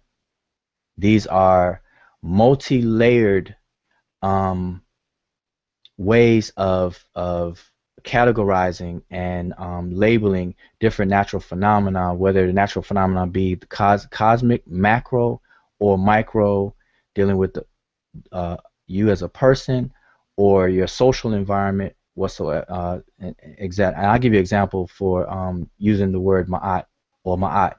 Now we'll think of ma'at as a woman, a female woman. And then that same question can be asked about that. Well, when did Ma'at live, and so on and so forth. But once you read the text and you walk away with what Ma'at is to the people who recorded this information, you'll find that Ma'at is not a physical sentient human being. Ma'at is a way of personifying or relating to various different principles, all the way from cosmic order, cosmic law, and so on and so forth, the expressions of the interrelationship, interconnectedness of all things, which is on a macro level, cosmic, and then coming down on the layer of social order, social interrelationships between, your social environment, be that your household as a quote unquote family and the relationships there, or your community, or as your entire nation. And in fact, in Africa today, there are people in the Congo that still worship Ma'at, but not as a prominent, distinguishable deity, but they actually live it. It's actually embedded in their entire life, everyday life. And they even have words for it, but the words look a little different and they're pronounced different, but these are related words. So, and I'm trying to just give you the gist of it because, like I said, that's a long discussion about any of the Neteru, whether they lived or not. Um, but um, but the gist of it, no. And just to deal with common sense, like let's just take Kepler. Let's deal with Khnum. Let's deal with who else? Heru, etc. When you look at them and how they're represented and depicted, there is no human being that ever walked the earth that had a human body and a scarab head, or a human body and a bird head of a ibis bird head, such as Jehuti, or a human being that had a head of a falcon, or a human being that had a head of a frog, or a human being that had a head of a snake, and a human being that had a head of a lion, and so on. I can go on and on and on, or a head of a ram in the case of Khnum. Those are not meant to be taken literally, but they are real. And there's a difference between what's real and what's literal. And it gets technical. That's why I said this would be a long discussion. We could have that discussion, but just not tonight. But just to kind of give you something to look into, and hopefully I'm still kind of. He said, wife of Osiris, she commemorated his life and memory with obelisk, with mdw-ntr hieroglyphs and hieratic script also. Okay, my point is, at least from 5000 BC, based on her obelisk with mdw-ntr commemorating her consort. All right, well, Brother Daniel, the earliest attestation of Sesh mdw-ntr is dating to about 3400 BC. So when you discuss 5000 BC and you're speaking about an obelisk, then for us to have a conversation or further discussion about that, I would need for you to point me in the direction of this obelisk that has Sesh mdw-ntr on it, and that is 5,000 years old. I mean, dated to 5,000 BC. So if you can do that and then send that to me, I'll be happy to look into that. That would be very, very interesting. But as of right now, I don't know of any obelisk that dates that far back and that would have Sesh mdw-ntr on it. So you can enlighten me and pass that on to me, and let me take a look at it. That would be very interesting. I would love to see that.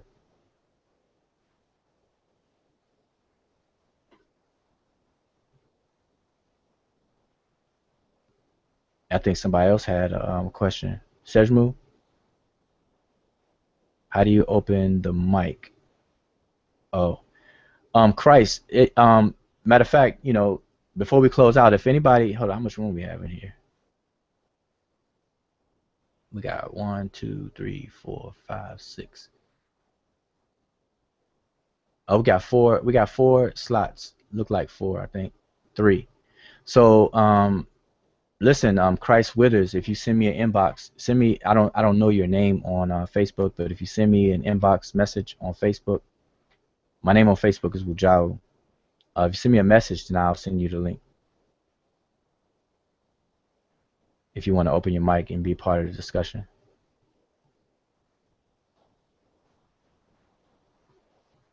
All right. I don't know if he's doing that, but in the meantime, though, was anything else I missed?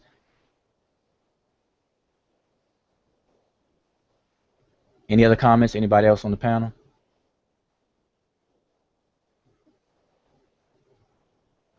No, I just want to remind that the part 2 is coming up.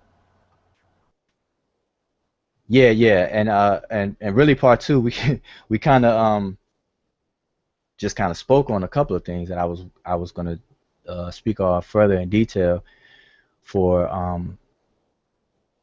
a next hangout. But a couple of things was mentioned.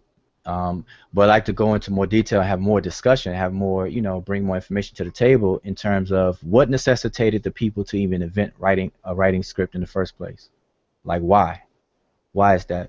And like you said, Sonatonica, what would be the purpose of inventing two separate scripts? Because see, and this is why it's important to frame our conversation more precisely. You know, because it eliminates all those problems. If you see what they're calling a hieratic as a simplified form of something else, then it's like, okay, there's really no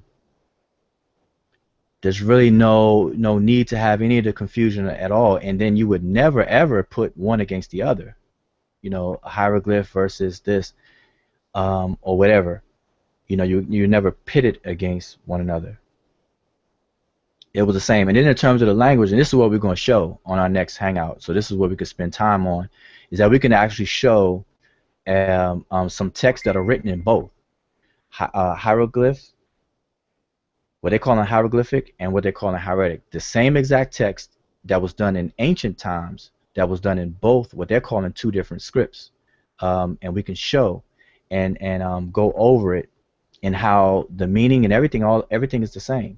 So these correspondence exists. Now, part of the problem that some people may have is coming from, there's a very, very minute number of scholars, and I would say I can count them on less than five scholars that deal with Egyptology in total, that have the opinion that there is no one-to-one correspondence between what they call hieroglyphic and what they call a hieratic, and that's just simply false.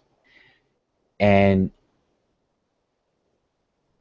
just looking at the paleographic work from Moeller and from the other teams, because there's a few paleographies that are out there that deal with hieratic. Matter of fact, somebody, one of you on the panel, you had we were discussing earlier about this new project being funded in London, and they had given grants for a certain amount of years, and they have a 25-year proposal to digitize the hieratic. Was that anybody on the panel just now?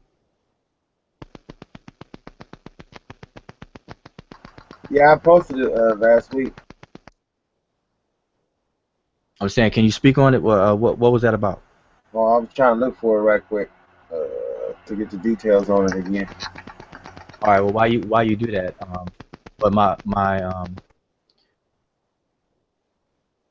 point is that the paleographic work shows the correspondences. And that's work that's already done. And then on an individual basis, people can just look at the different time periods and look at the formal, what they call in hieroglyphs, what we know as mdw-ntr, and then just look at the simplification of it.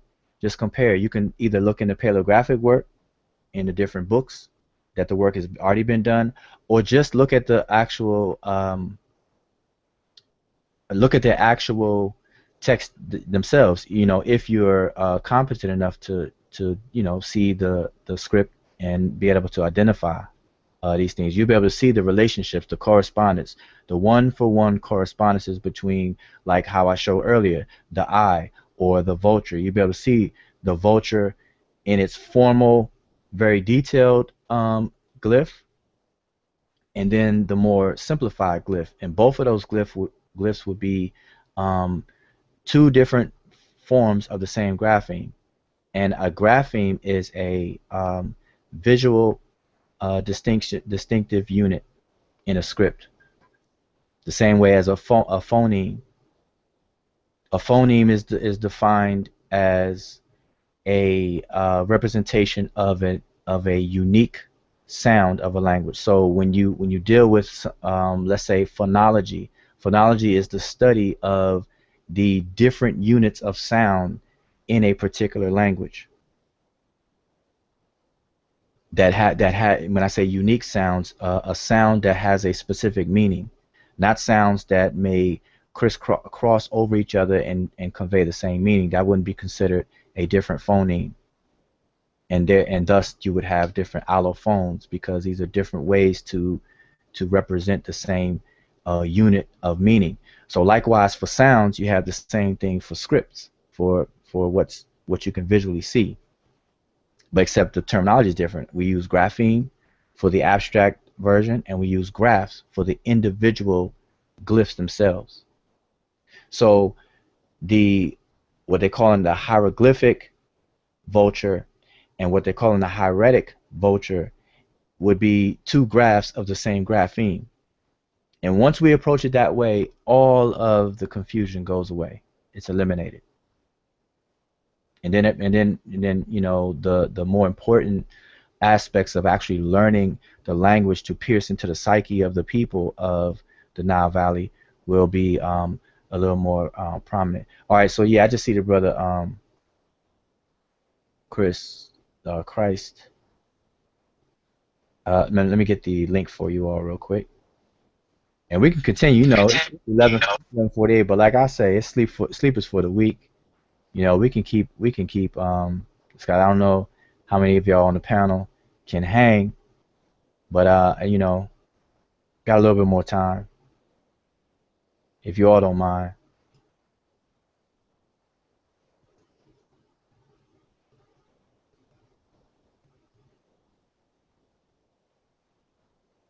All right, so I sent the link. Sent the link.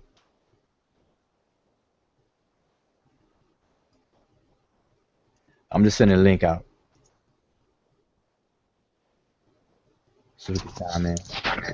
Yeah, maybe Demo can touch on it more, but that's that project you were talking about earlier. It's like a 23-year project. They're spending 265 euros a year on this, and they're trying to make a complete what do you call it? Paleography. Right. Okay. So they're spending all this money and all this time to do this.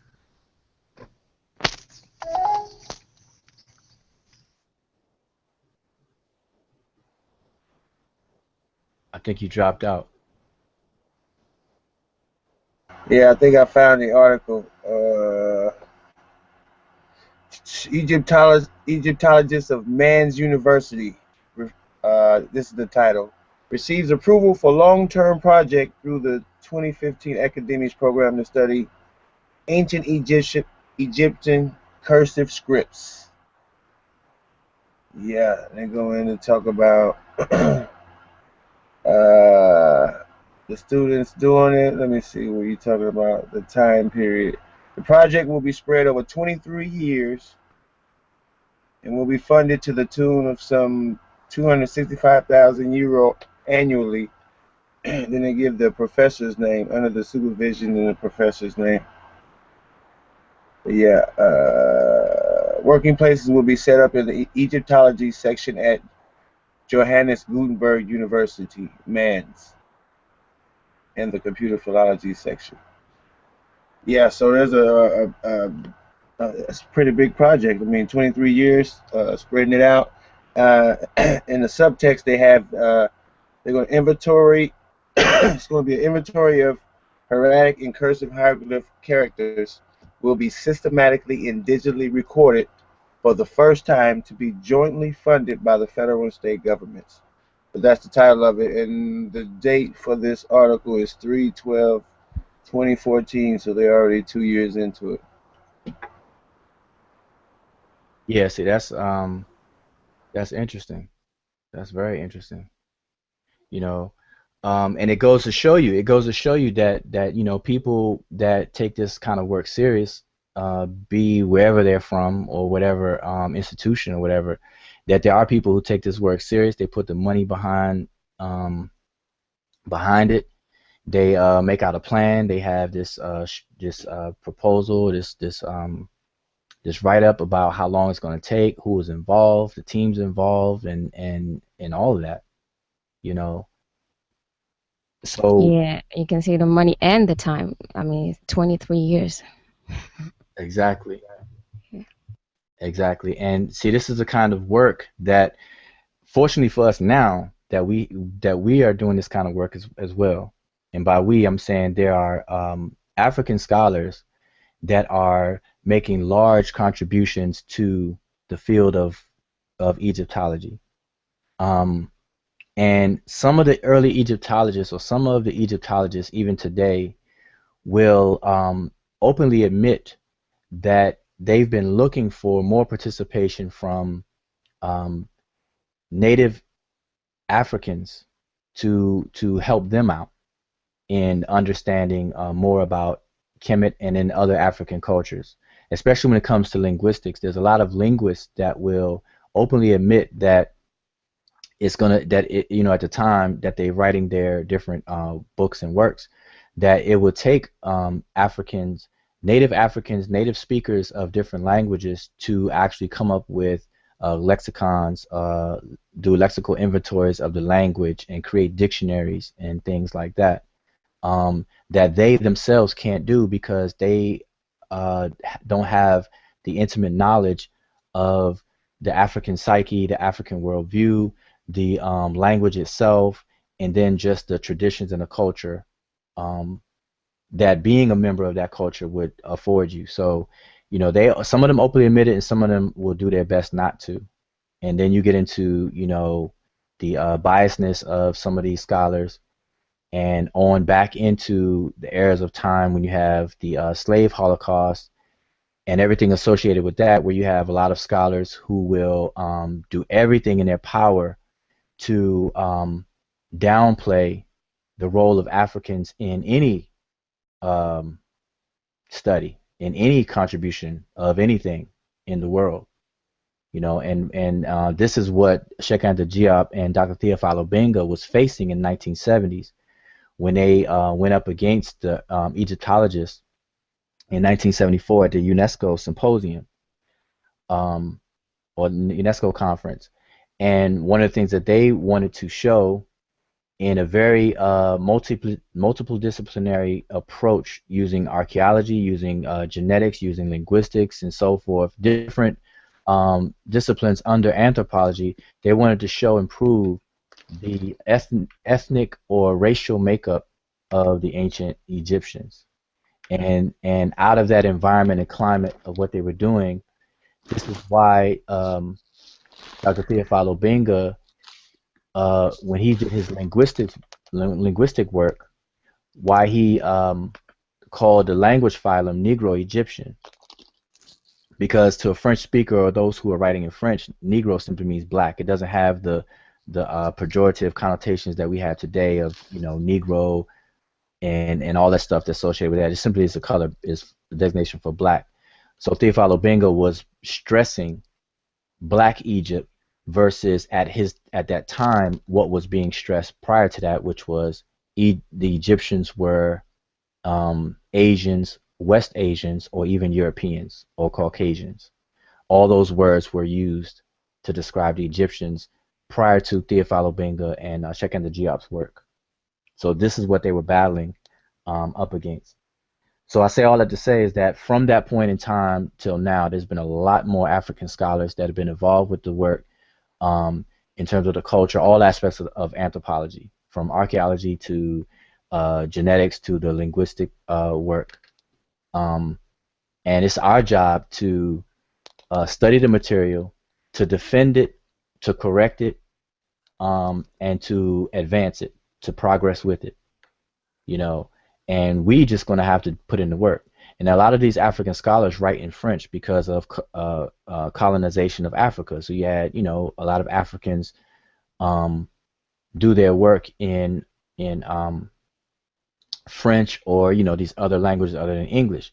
So we just got to take some time to learn French. We got to take some time to learn German. We got to take some time to learn what's another Russian. You know, there's a lot of Russian scholars that write. But in terms of the African scholars, most of them write in French when it comes to an Indo-European language, but they write in other African languages. But we're going to have to learn those, the African languages and, you know, French, to be able to really, really dive in and keep up with their work. So just like those people you mentioned, they're spending that money at 23 years, and that money, you know, we need to be doing the same thing. You know. All right, so I see we had some people that joined the hangout. The brother Christ Withers. So yeah, you know, you can unmute yourself and chime in. You had a question, and the brother Sean ETM Hotep, Lisa ETM Hotep.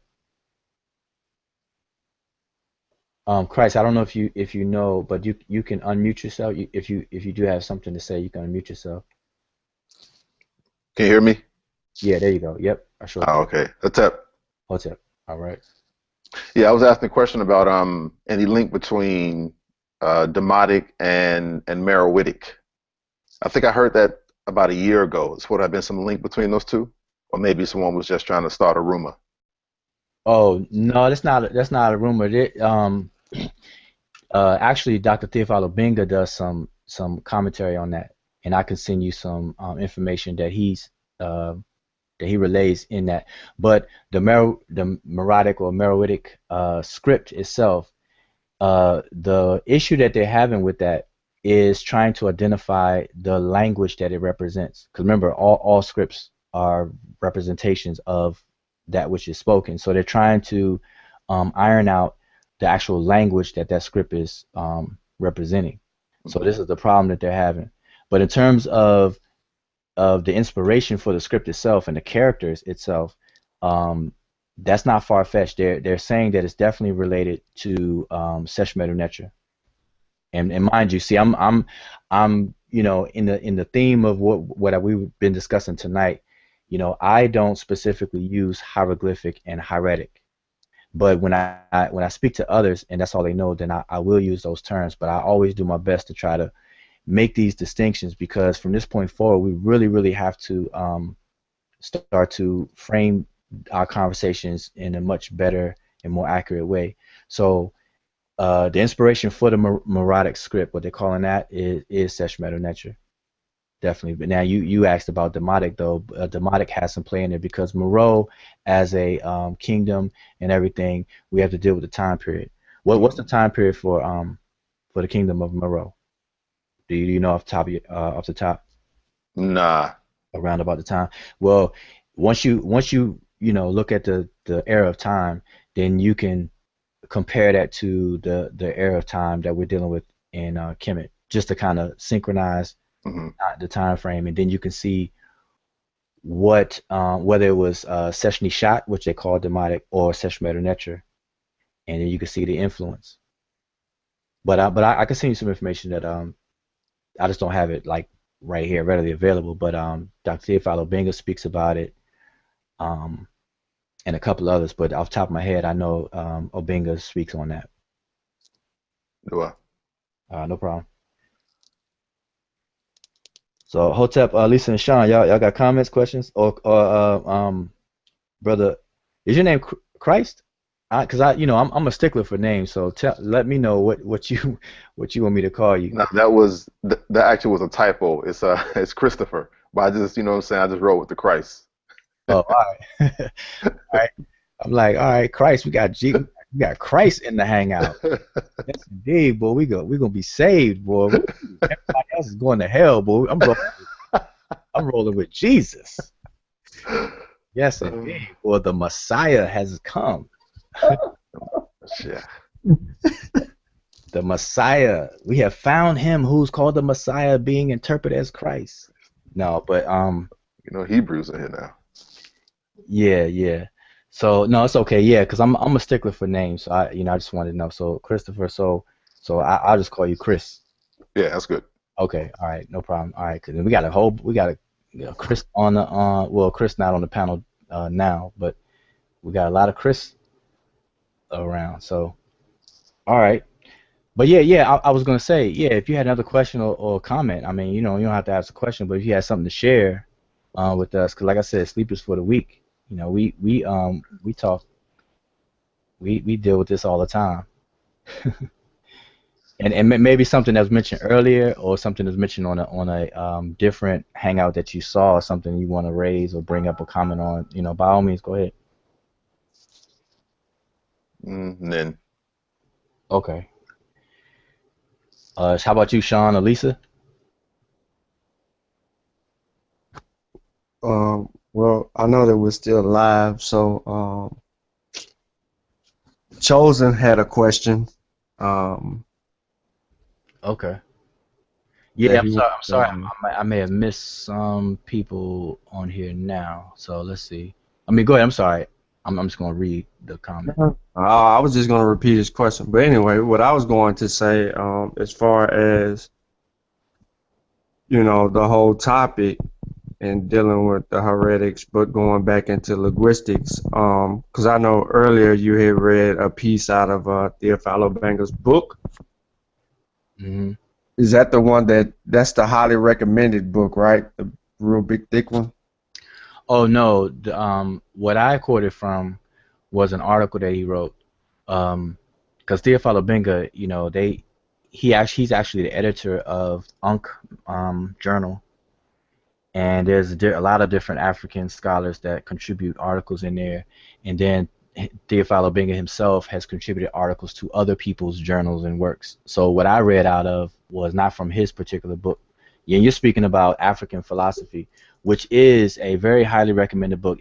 When people ask me what book they should get to understand, Egyptian culture and things like that, if I'm forced to give one book, I always give that book, which is Theophilo Benga's African Philosophy, the Pharaonic Period from 2780 to 330 BC.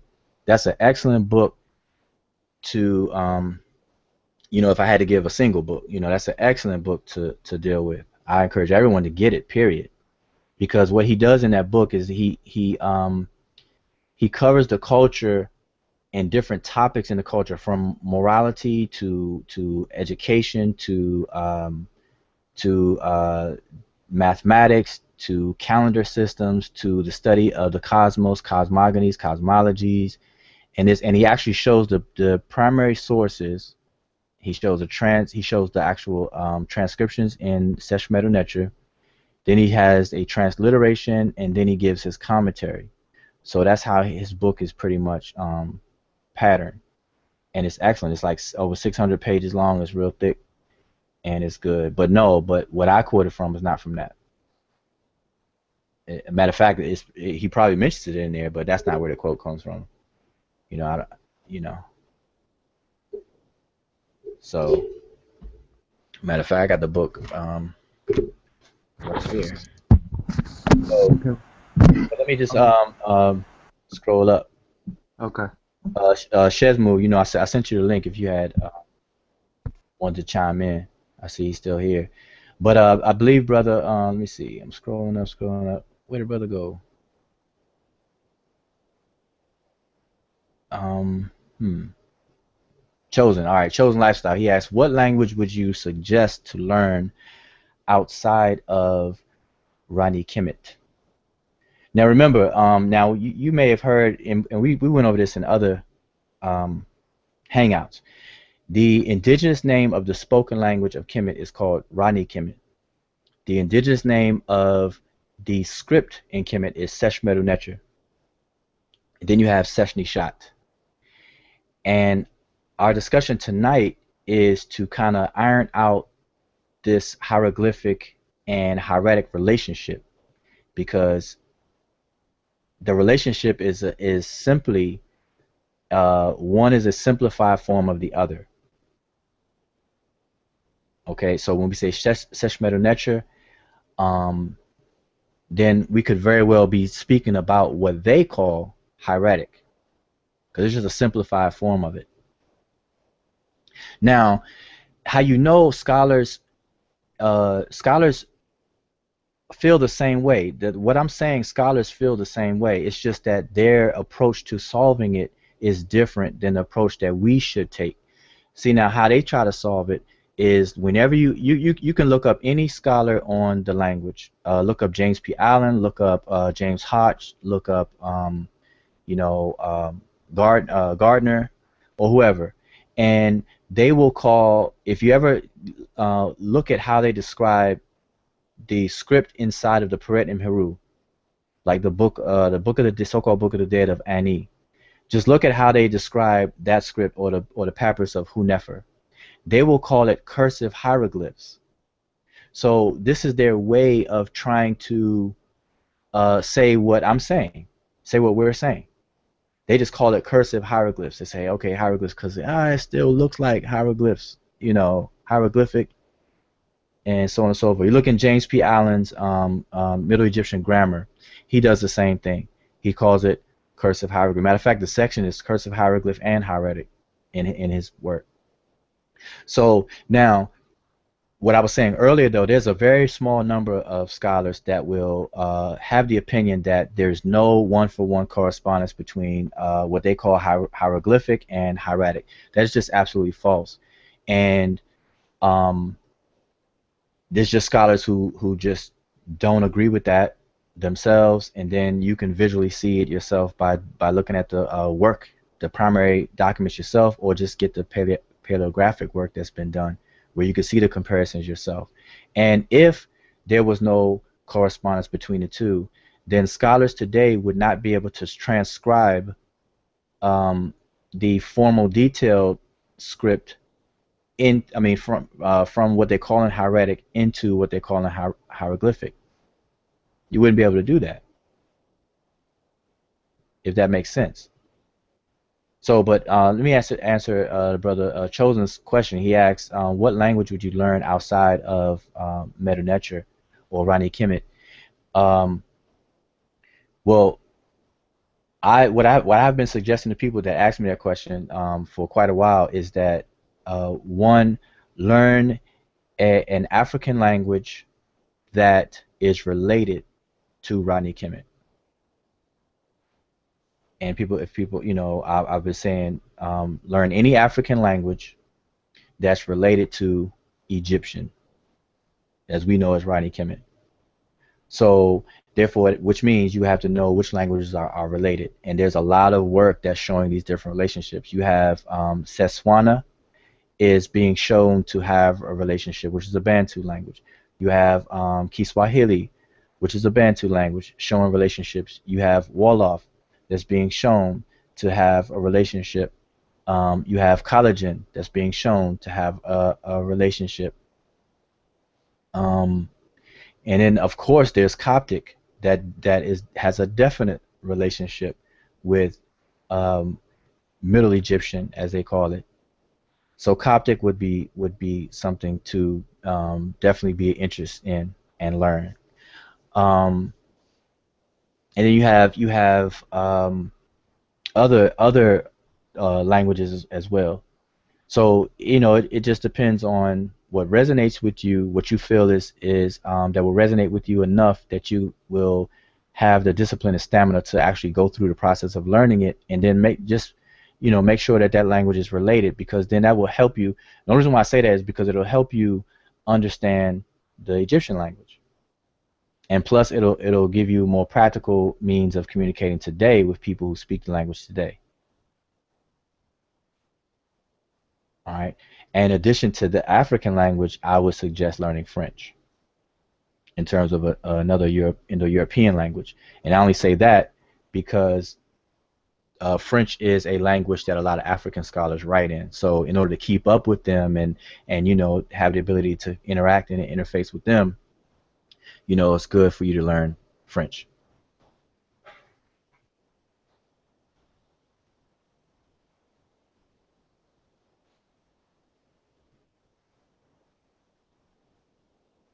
Anybody else got Shesmu. Shesmu popped in? Thought I saw Shesmu in.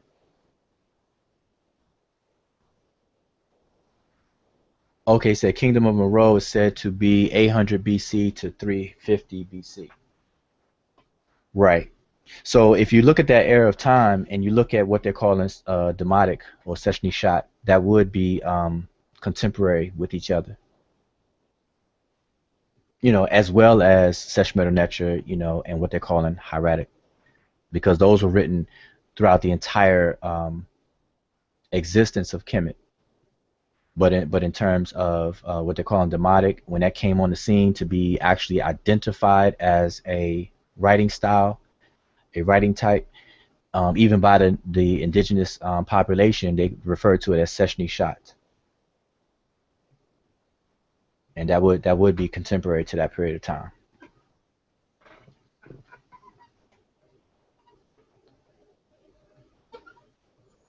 Anybody else? Because how I feel about these dead silence. So why is it everybody has something to say, but then I guess everybody's tired, huh?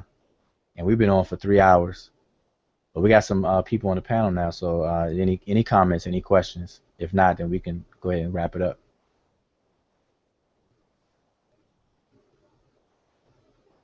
I have a comment or a question, really. Okay. This is Brother Patar. Hotep. You mentioned Hotep, Saber. You mentioned, or I think at the beginning of the hangout, you talked about, or you read from several scripts, or not scripts, but papyri. Papyri. Uh,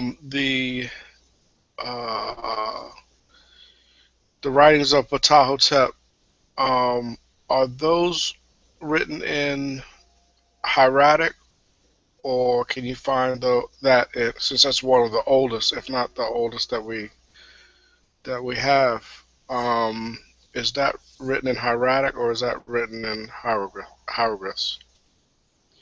Okay. All right. That's a good question. Well, first, let me just correct that though, because the primary source for the maxims of Ptahhotep, they're not the oldest.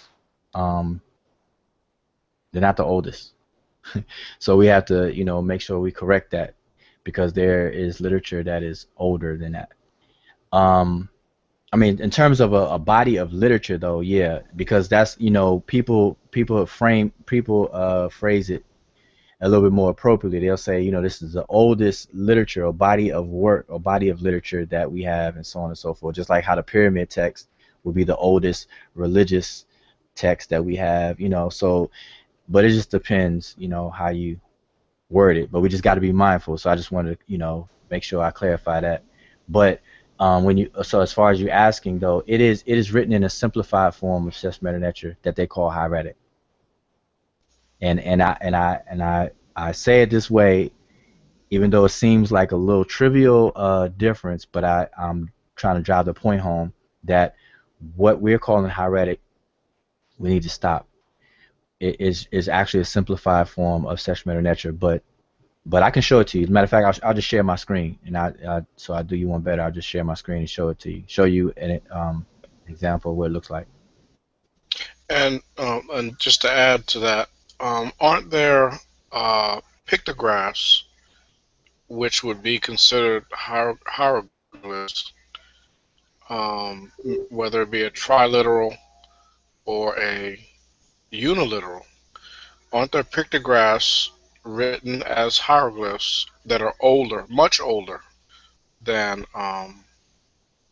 the Maxims or the pyramid text? Yeah, yeah. To see the inspiration, and see, this is what we're gonna go into in our next discussion, though. We can go into more detail about it because now we can discuss that murky area of the development of writing in the first place. But yeah, the inspiration for the writing system, because remember, what separates just simply drawing or pictorial art and writing from a writing system is the development of a standardized convention where everybody is in agreement and knows what's what. So the inspiration for the writing system are those archaic and old images that you will find, and you can see, and this is why the discovery by Gunter Dreyer in Tomb UJ in Abydos was very very important, or very it's important to the study, is because inside that discovery, inside the tomb and the places around there, the amount of material that they found, they were able to show uh, to connect the dots between the development of the language. So you can actually start to see pictures or signs being used as a phonetic representation, not just a logographic way. You can start seeing signs that are used for their sound values and not for the objects that they're depicting. And that is a spot on confirmation of these pictures being used systematically that can be called a writing system. So that was a very big discovery to be able to plug in that hole. But to answer your question, yeah, the pictures were the inspirations of for the writing system. So you had a repertoire of different images that people were familiar with, but they weren't tied into the speech in a standardized conventional way yet. And then you had a process of developing and choosing these different pictures for whatever reasons to develop the actual system, the system of writing. Right. And I say that because we can see water ripples by themselves. We can see the Heru bird by itself, and that those symbols solidified themselves into the hieroglyphs and into the uh, hieratic. Right, right. And see, and I can tell it's gonna take some time for even everybody who watched, this Even the hangout. ibis bird, not to cut you, but even I believe the ibis bird. Yeah, Uh, definitely. But what I okay. was going to say though, it's going to take some time for people to for this to sink in the points that have been made tonight, because we're so used to saying hieroglyphic and hieratic.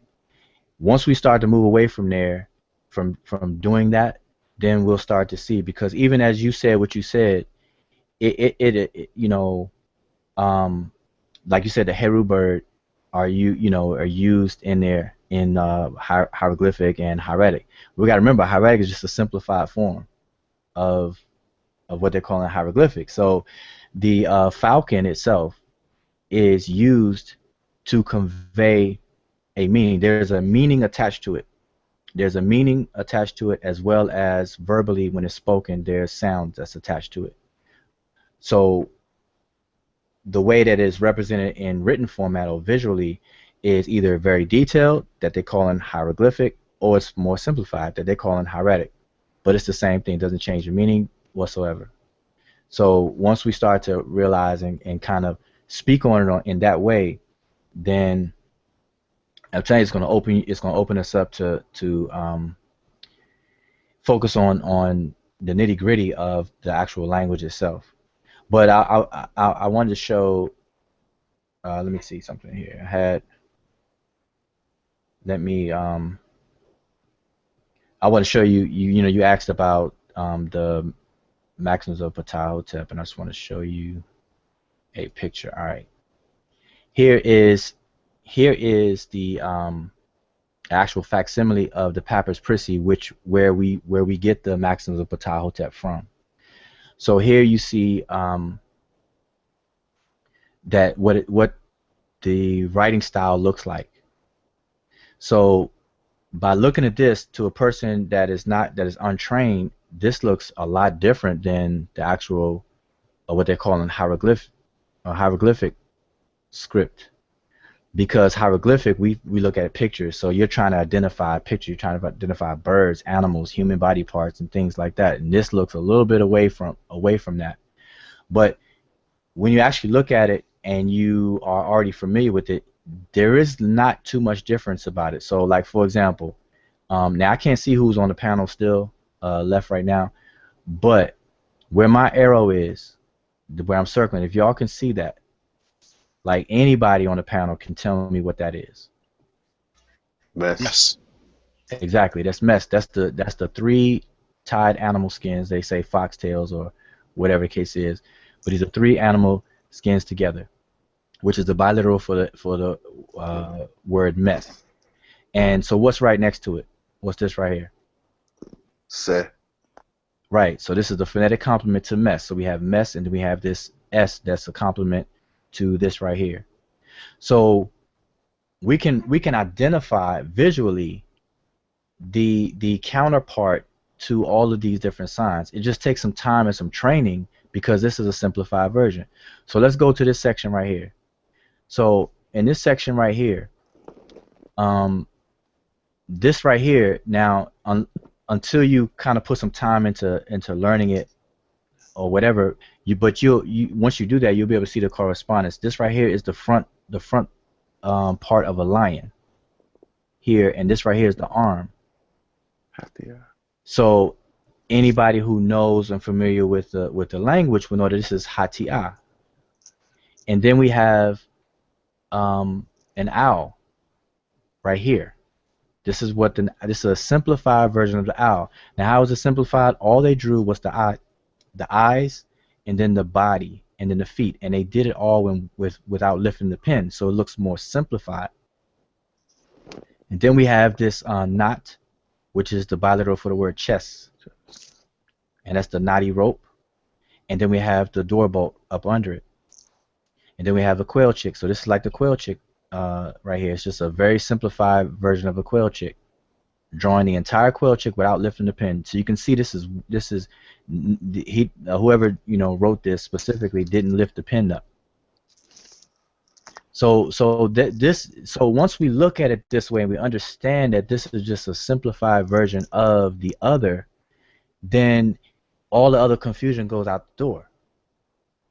And it's easy to learn this, but the unsimplified way style is faster and much easier to learn, and it's that one that you should learn first, because then it gives you the ability to know the meanings behind language.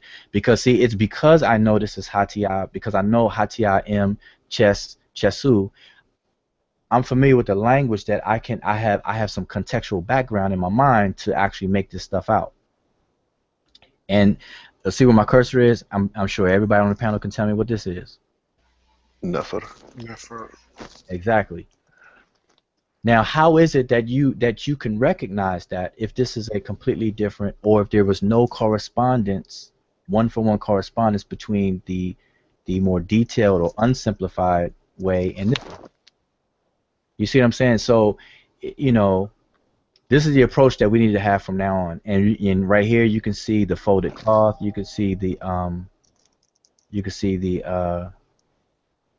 walking leg. Walking leg. You. You can see the stool reed mat of a P here. So there's a lot of things that you could see the seated man here with the arm in the back. I mean, the kneeling man, seated man. You can go through here and just recognize some things a lot faster than others, but even the others that you may not like pick up right away, once you see the correspondence, then it'll just lock right on in. So And just to add, um, not only wouldn't you have what we call hieratic written all over the pyramid walls or the temple walls or the obelisks. That would, to me, if hieratic came first, and that was the main script or the highest uh, and clearest script, where you could visualize what these uh, ideograms or logograms or unilaterals or monolaterals or bilaterals or trilaterals. This would be the script that would be on the walls.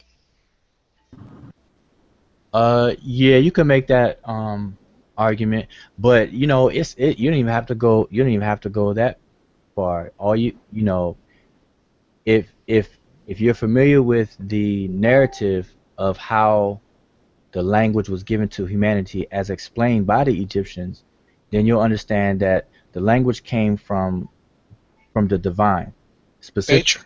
yeah, but specifically through Jehuti. And if you see how the Egyptians treated the script, then you'll understand that they saw the script in such a way that words themselves, I'm talking about the speech, the actual language themselves, they saw that speech had power.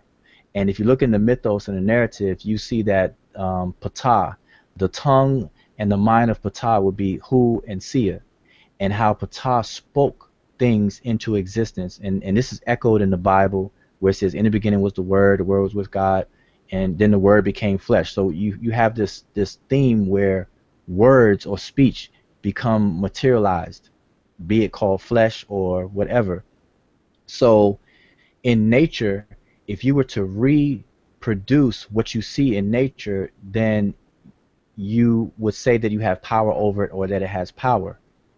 So the most I guess purest form would be the actual imitations of what the actual objects are.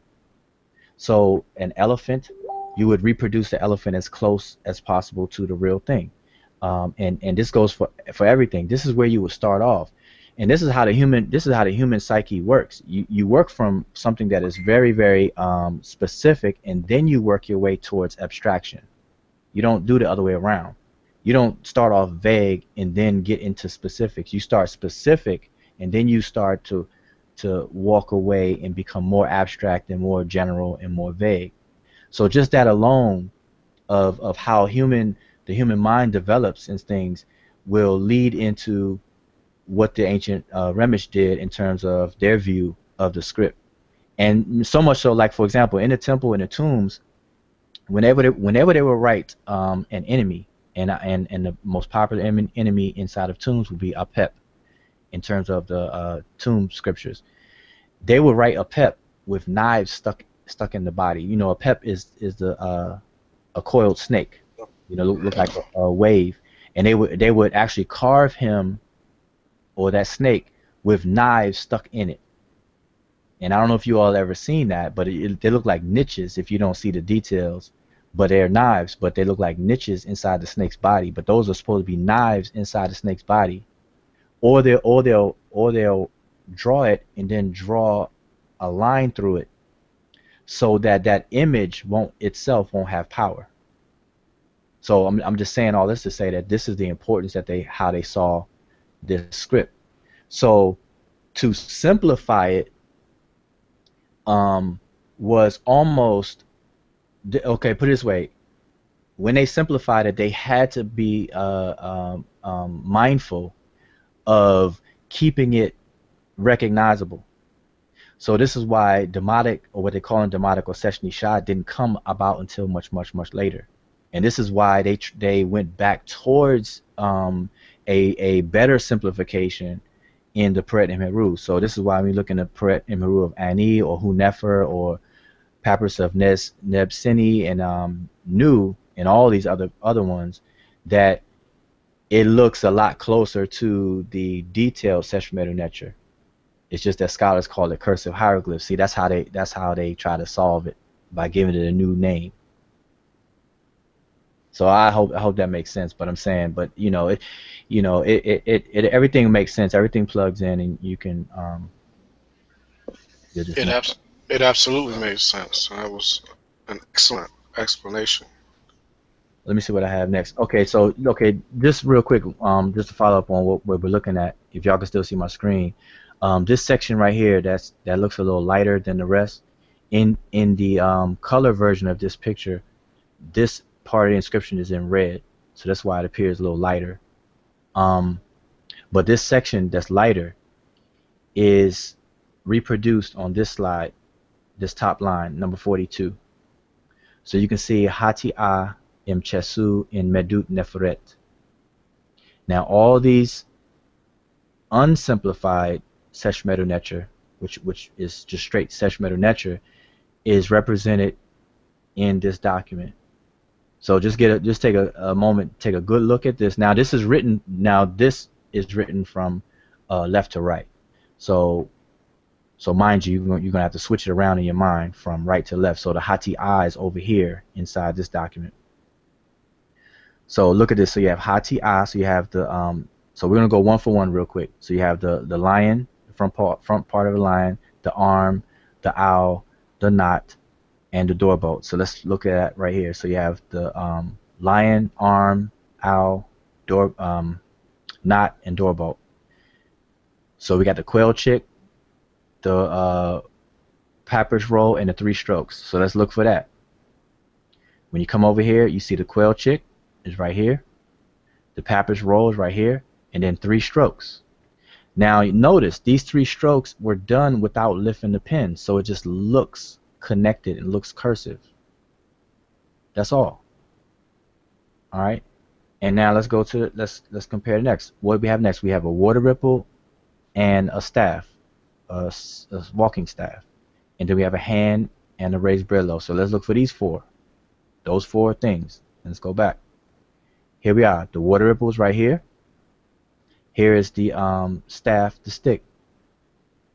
Right here we have the hand, and the hand is connected to this raised bread loaf because the scribe did not want to lift up the pen. And look at the water ripple is connected to the staff. That's all it is. It is the same thing, but they're just doing it in a more efficient way for speed. So we have the hand and the bread loaf right here. They're connected because he didn't lift up the pen. All right, so let's look at some more. Now we have a seated man with the hand. See how his hand behind him and the hand to the mouth. And then we have this Nefer symbol.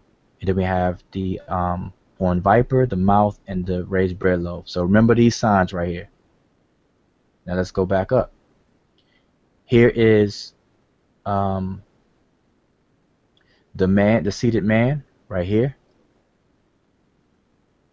So we have his hand to see this is his body, his head. Is the hand to the mouth, and this is his crouching legs right here. And see how the scribe did not lift the pen up for his entire body. He just lifted up to make this little extra leg part, but everything else is all connected. Here's the Nefer symbol.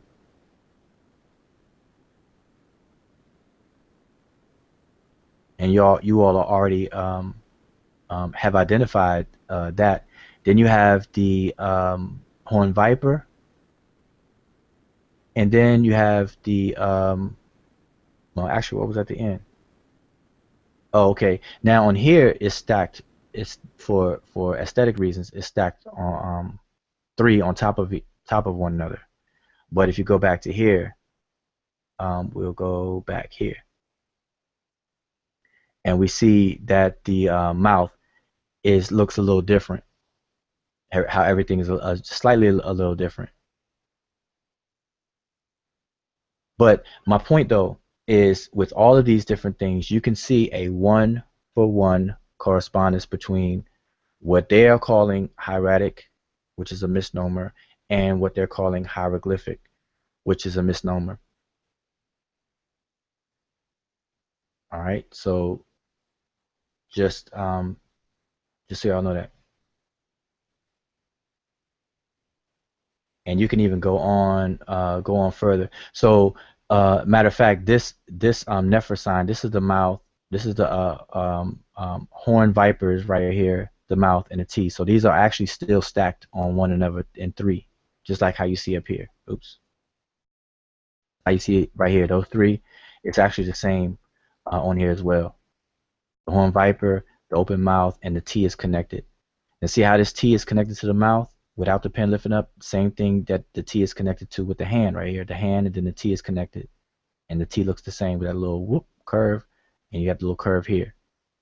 And then this goes on to the cobra in the hand. So you got the cobra right here and then the hand under it. And look how they're connected. The cobra goes down and then into the hand. So the scribe did not want to lift the pen up. So all of these became a very efficient way of writing. So it's just simply, this is just simply simplification of the detailed version of the script. That's it. Also, in looking at it from a distance, it almost appears to look like Aramaic or Arabic. Right. It does. Arabic, Aramaic, Syriac is many people want to call it. It does, but now if you were to compare what they're calling Demotic with Arabic, then you would really see striking resemblance between those two.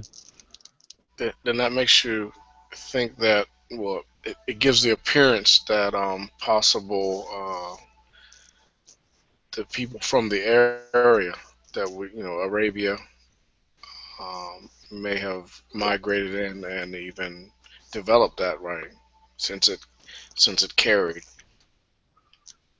Oh, well, yeah. I mean, when you do a good study of writing scripts and how and development of writing scripts in different areas and stuff like that, you definitely come across the influence from one to the other and so on and so forth. And through the proto-Sinaitic script that was used over there in the Arabian Peninsula, that's like the opening to where that a lot of the influence came from. Crossing the Red Sea from the east of Egypt, crossing the Red Sea right over there into Arabia. Do you have any examples of whether it be sub-Saharan or Saharan or Bantu um, scripts or writings that we can compare to either the hieroglyph or to what we call hieroglyph and to the meta or to the hieratic, what we call hieratic? Okay, just say that one more time, because you said do we have any Bantu examples to compare? Right. Okay, Whether it be Wolof script, Bantu, Fulani, any other African script. Um, Although they're both African, we consider definitely the Meta Nature. But are there any other African scripts that we can compare to the hieroglyph or to what we call uh, yeah, the Section of hieratic? Nature. Yeah. Yeah, okay, I understand your question. Well, the thing is that in the script, as far as scripts to compare, you can compare what the brother asked earlier about the Meroitic script. You can compare, but you'll pretty much be a little stuck there because they're still trying to iron out what actual language that the script it stands for and is a representation of. So, but when you say Bantu, you got to remember that a lot of African languages, spoken languages, they didn't have a script counterpart. So when you go to look for and compare scripts, like for example, Bantu languages today, they use orthographies that are way younger than Seshmet Necher. Like for example, Kiswahili. What orthography or what orthographic script is used to write Kiswahili, which is a Bantu language? It would I would assume, but I'm not not sure, but I would assume it would probably be closer to Coptic or Arabic. Yeah, well, Arabic is one script that's used to write it, and then you have the Latin script that's used with different diacritic markings, but you have the Latin script. Same thing with Yoruba. The Yoruba spoken language, when you look at it in its written form, they use the Latin orthography with special diacritic markings. So I say that to say that a lot of African languages themselves, they did not have a corresponding script to them for us to actually investigate and compare. Right. And I totally agree because we know in Europe they didn't have a script until I think the Latin. Yeah, Um, from you have the linear A's and B's and the Minoan, all in a combination between the Greek mixing with the Proto-Sinaitic and how that all that stuff developed. And but it's outside Europe, yeah. And but there are well, from my studies, there are scripts, not very many, a handful, um, either well in Africa, and then we have a couple in Asia, in the Asiatic, so-called Middle East. hmm Another handful, but I know that there are at least three old scripts. I don't know if they're as old as meta-nature, but they're not too far behind, if I'm not mistaken. Let me look it up. Okay, I mean, but then you also have what they call the cuneiform, which is the wedge shapes, um, those scripts in the Levant Mesopotamia area. And see, for a long time, that's been the debate between the Sumerian slash cuneiform, or the pictorial aspect of Sumerian script, and the cuneiform, the wedge shaped script, and then this comparison between Seshmet and everything, and it's been like a debate for years, between which one came first, did one influence the other, and things like that. And even nowadays, we have to be specific, even for those people who choose to keep using the word hieroglyphic. Now they have to be specific, because now they're calling the Mayan script hieroglyphic. They're calling a lot of other script hieroglyphic, but they always designate. They say Mayan hieroglyphic, Egyptian hieroglyphic, and all that. So a lot of times the scholars, in order to solve problems, they create new ones. So we want to avoid that. That's why I say, I encourage everyone to really just use more accurate terminology. And in my classes specifically, when I teach, I use the correct terminology, and I explain it and frame it in a way where it all ties in and makes sense. You know, oh, we're almost 4 hours in, so and I don't, we probably had to break this down because, man, I did not intend. We could have had part one and two tonight. You know, didn't leave much left to be spoken of for part two, but it's okay. Oh, I'm sure you have plenty more to teach. Um, and I was just going to mention a Proto-Saharan uh, script. They say that dates 3000 BC to 5000 BC. Okay. Now, when you say proto, say it again. You said Proto-Saharan, Yeah, and what was the dates given? 5000 to 3000 BC. Of course, that's Dr. Clyde Winters. Yeah. See. Okay. Now that's cool. See. Like the question before, like the brother that in the YouTube chat asked a question about an obelisk that's dated to 5000 BC. That means that's 7,000 years ago. Um, and it has Seshmet. Whenever we start to talk about and discuss these things, we have to be you know scientific about it. So we have to actually see how and why that date came about, the artifact, and this and that. We want to get close to the primaries as close as possible. So if there's an obelisk that dates to 5000 BC, then we need to know what it is, where it is, be able to see it, a facsimile, a picture, or where is it stored as a private collection, public collection, museum. What is it still in its original location? What's what, and then how and what methods were used to give it that date. So likewise, when you say Proto-Saharan, now if they give the date from 5,000 or Clyde Winters is given that date, then is it a writing system? And we have to, because there's a lot of writing or drawing or what we call pictorial art and everything that predates 3400 BC that's given to the date of Seshmet-Necher, but it's not a writing system. And you see, and that's why we have to definitely be specific and detailed in how we discuss this and approach it. So my question would be to Clyde Winters: if those are the dates and those dates are true, then is it a writing system? Can we call it a writing system, or is it simply just uh, drawings or artwork or pictorial representation of things? So those are kind of details that he would have to. He probably does in his book. I don't know, but he would have to. That would be something that needs to be clarified. Right.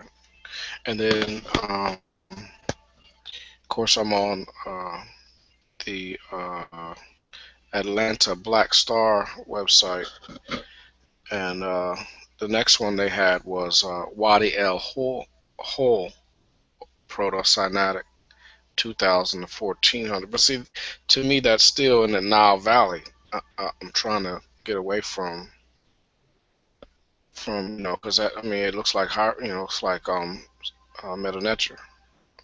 Oh, you have it pulled up. You could share it. Yeah.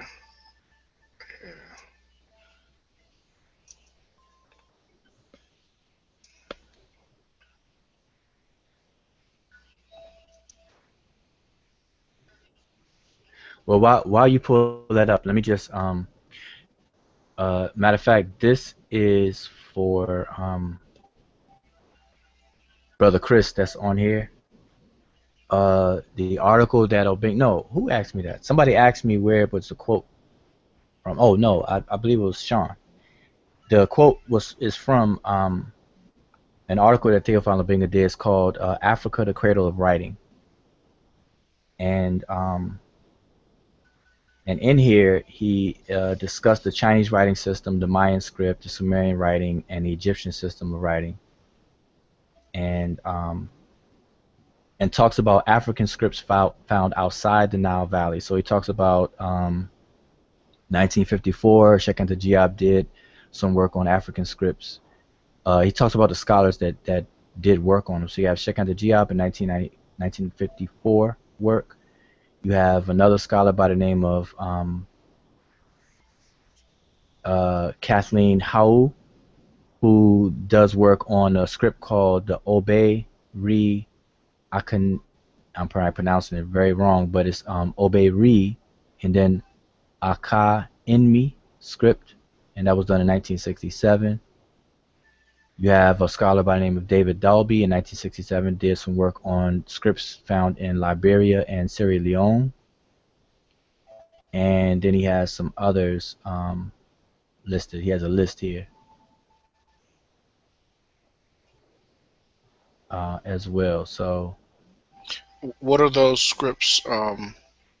They look like Meta-Neter, right? They're almost comparable to Meta-Neter, I bet. well, they're not pictographic in nature like Seshmet-Necher. Oh, okay. So it's more like a written, like a cursive. Yeah, they look more characteristic. The characters, like, they're not objects, readily identifiable objects themselves, like how Seshmet-Necher is. Okay. You asked me to share my screen. Can you see it? Oh yeah, there you go. Yeah, I can see it. Which it says in 1999, Yale University archaeologists identified an alphabetic script in Wadi El Hol, a narrow valley between Waset or Thebes, and Abydos in southern Egypt dating to about 1900 BC. The scripts bears resemblance to the Egyptian hieroglyphs, but also the much older Proto-Saharan writing system. A similar inscription that dates to 1500 BC was found in Sarabit el-Qadim on African Sinai Peninsula and has been deemed by linguists to be the basis for the so-called Proto-Canaanite and Phoenician scripts. Mm-hmm. Okay, now see, yeah, and there's a chart that Dr. Teofilo Benga has to show the progression of the scripts. So he has like an outline of the history of the alphabet from an Egyptian source, and then he basically has the same chronology that you mentioned with given different dates, but in the same flow. So you have the Proto-Sinaitic giving way to the Canaanite, giving way to the Phoenician, which gave way to the Aramaic and Greek, and colonial Phoenician, which gave way to the Punic, and then you have back up to the Canaanite gave way to the Archaic Greek and Old Hebrew, Paleo-Hebrew, and then Samaritan, and then he has a branch stemming from Greek, going down from Greek influence to the Etruscan, then Latin, and then from Latin you have Gothic, modern European, which is English, and Cyrillic and Runic. So he has a whole chart in his works, and I just encourage people to get his works. He does an excellent job at treatment. And see, we're supposed to keep up with this and keep up with the data, because as new data discovers, as different finds are done, then we have to revisit this stuff. We have to modify it, change it if it has to be changed, correct it if it needs to be corrected, or keep it moving. Right. We have to do that kind of work. I'm gonna share one more. Can you see my screen? Yeah. Can you elaborate on that? Yeah. Well, this is showing. Well, as far as that chart you have, is showing the basically the same thing as what the paleographers do or did, which is they are showing the relationship between the very detailed glyphs versus the more simplified one, and they're showing a progression. So at the bottom you have the dates right there, so they're going from the oldest to the most recent, and then you can see a progression of how the details are decayed. So see now what they call at the top. So look what they have at the top. They have hieroglyphic, and then 2 columns of hieroglyphic. Hold up, you scrolled up. Can't see the top anymore. Okay, there you go. So you have on the top row you have hieroglyphic, and you have 2 columns of that, and then the next column they have is hieroglyphic bookhand. Now what most scholars would call, as far as that goes, they would say cursive hieroglyph. And then you have what on the top row again, you have 2 columns of hieratic, and you got 1 column of demotic. So they're basically doing the same. They're basically showing the progression of the signs.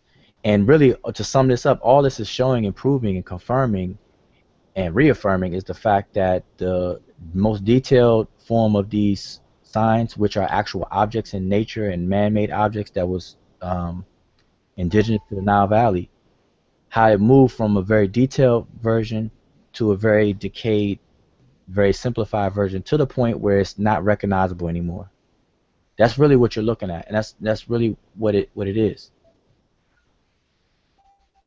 It's not 2 independently inventions of a writing system. They're connected and related. So as far as the dates they give, though, the hieroglyphic they give it in 4000 BC. So basically, that article that you're showing is showing the chronology that hieroglyphic, what they're calling hieroglyphic, came first before hieratic. And see, that's under the paradigm, that's under the structure of how it's being explained for a long time. And what I'm saying is that, we break that down. Hieratic is a misnomer. Hieratic is is a simplified way of writing hieroglyphs. It's just, if you decide to lift a pen up or not. If you're gonna carve in stone, or you're writing on papyri, and you're gonna lift the pen up or not, you're definitely gonna be finding a way to simplify these shapes, as long as it's still mutually intelligible that and legible, that you can read it. That's it.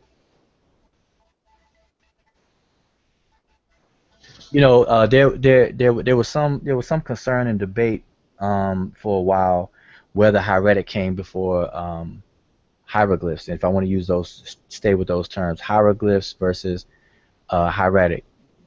And you know there was a small number of people that had the opinion that hieratic even came first, but as you can see, that's just not true. And it just wouldn't make sense, full stop. Because in order to simplify something, the something that you're simplifying had to exist first. In order to have ligatures, which means the combining of more than two or more signs into one, the fact that you have to have to combine something, those things have to exist independently first. And then the common ancestor to all of this, to all of the graphemes, is the actual objects themselves. So if I carve an elephant, the inspiration was the elephant. And if I want to simplify that elephant, it's still an elephant, but ultimately I was inspired by the actual elephant. So the common ancestor to what they call hieroglyphic and what they call hieratic is the actual objects themselves. And I may mention this previously, before, in a different hangout. Hey, if anybody have any last comments, because we've been going 4 hours. We could continue, but I want to cut the live part of it, because this, nobody's gonna sit through a archive and watch 4 hours of that's like two movies, watching two movies. You can't get somebody to sit through one movie. Would y'all not to cut anybody else who wants to jump in, but before you cut I'd like to share this one last screen. Okay, yeah, go ahead. I'm a since we're still live, I'm gonna lock it on your screen. So go ahead. Okay.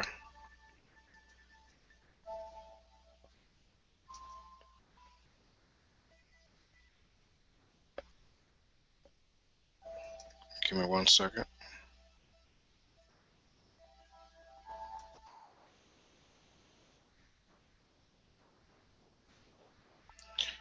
Can you see my screen?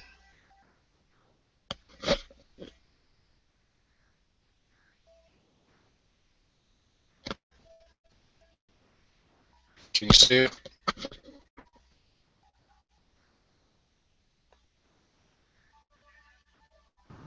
Yeah. Okay. So is Rujal still with us?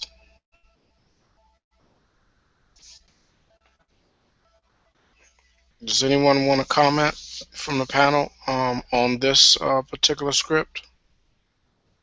Um, does it look more familiar to? Oh, I apologize. I'm up here running my mouth, and my Your mic mic was is muted. muted.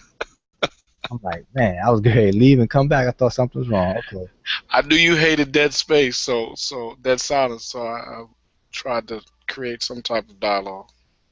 But Okay. go ahead. Okay. What are we looking at? We are. Let me scroll down.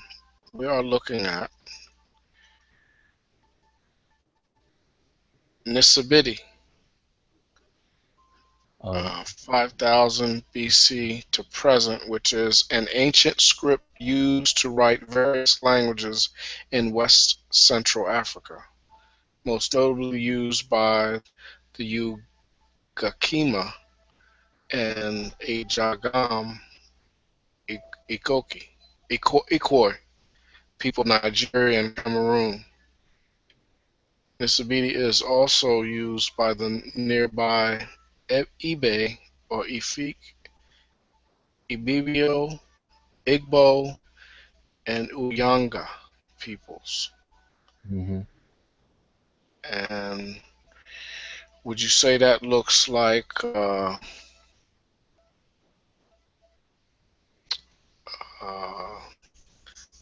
cuneiform or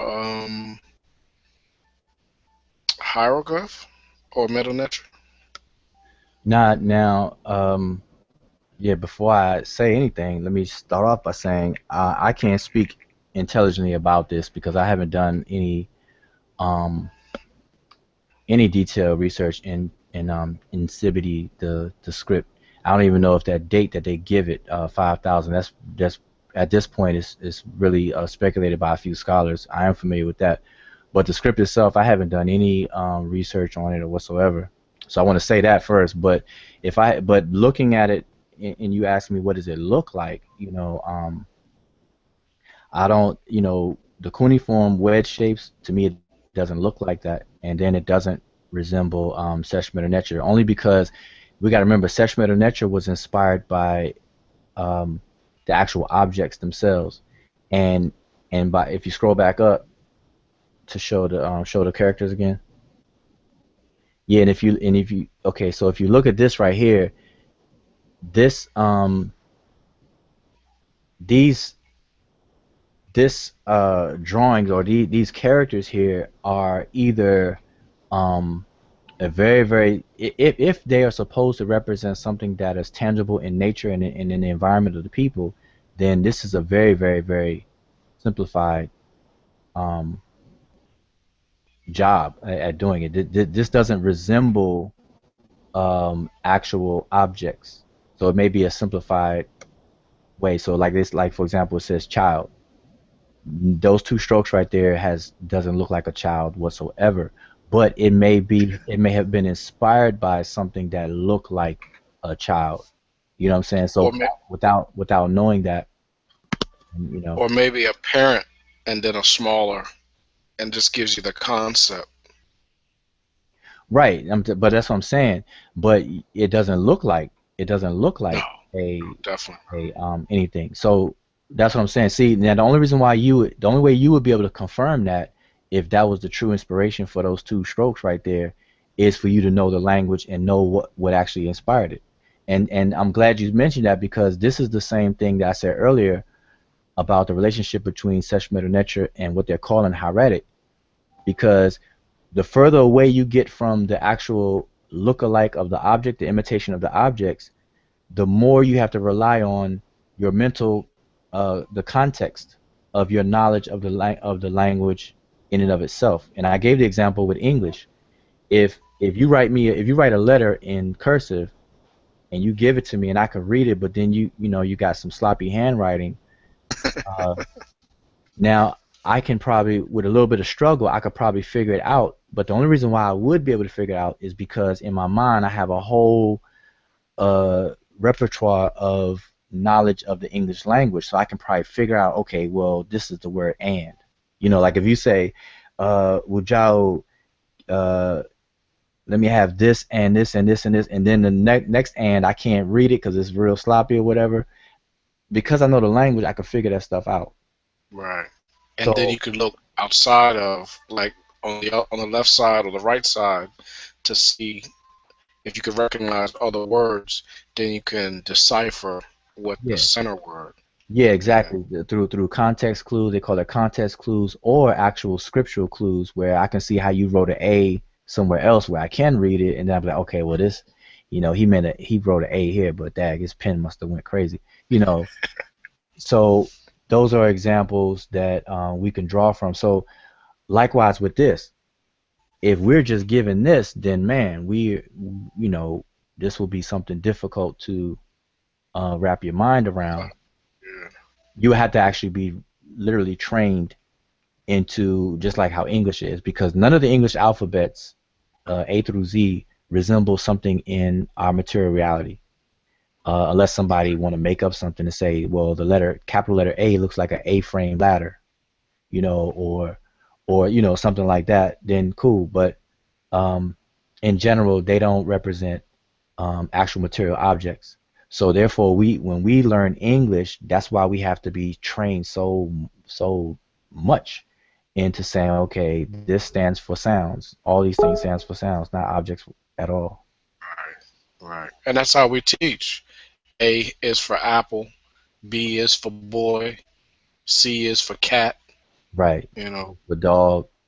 either other outside symbols or sounds, like you said. Yeah. Exactly. So, That we have right. named that thing. Yeah. Yeah, but that tree looks like. I mean, I can see the tree.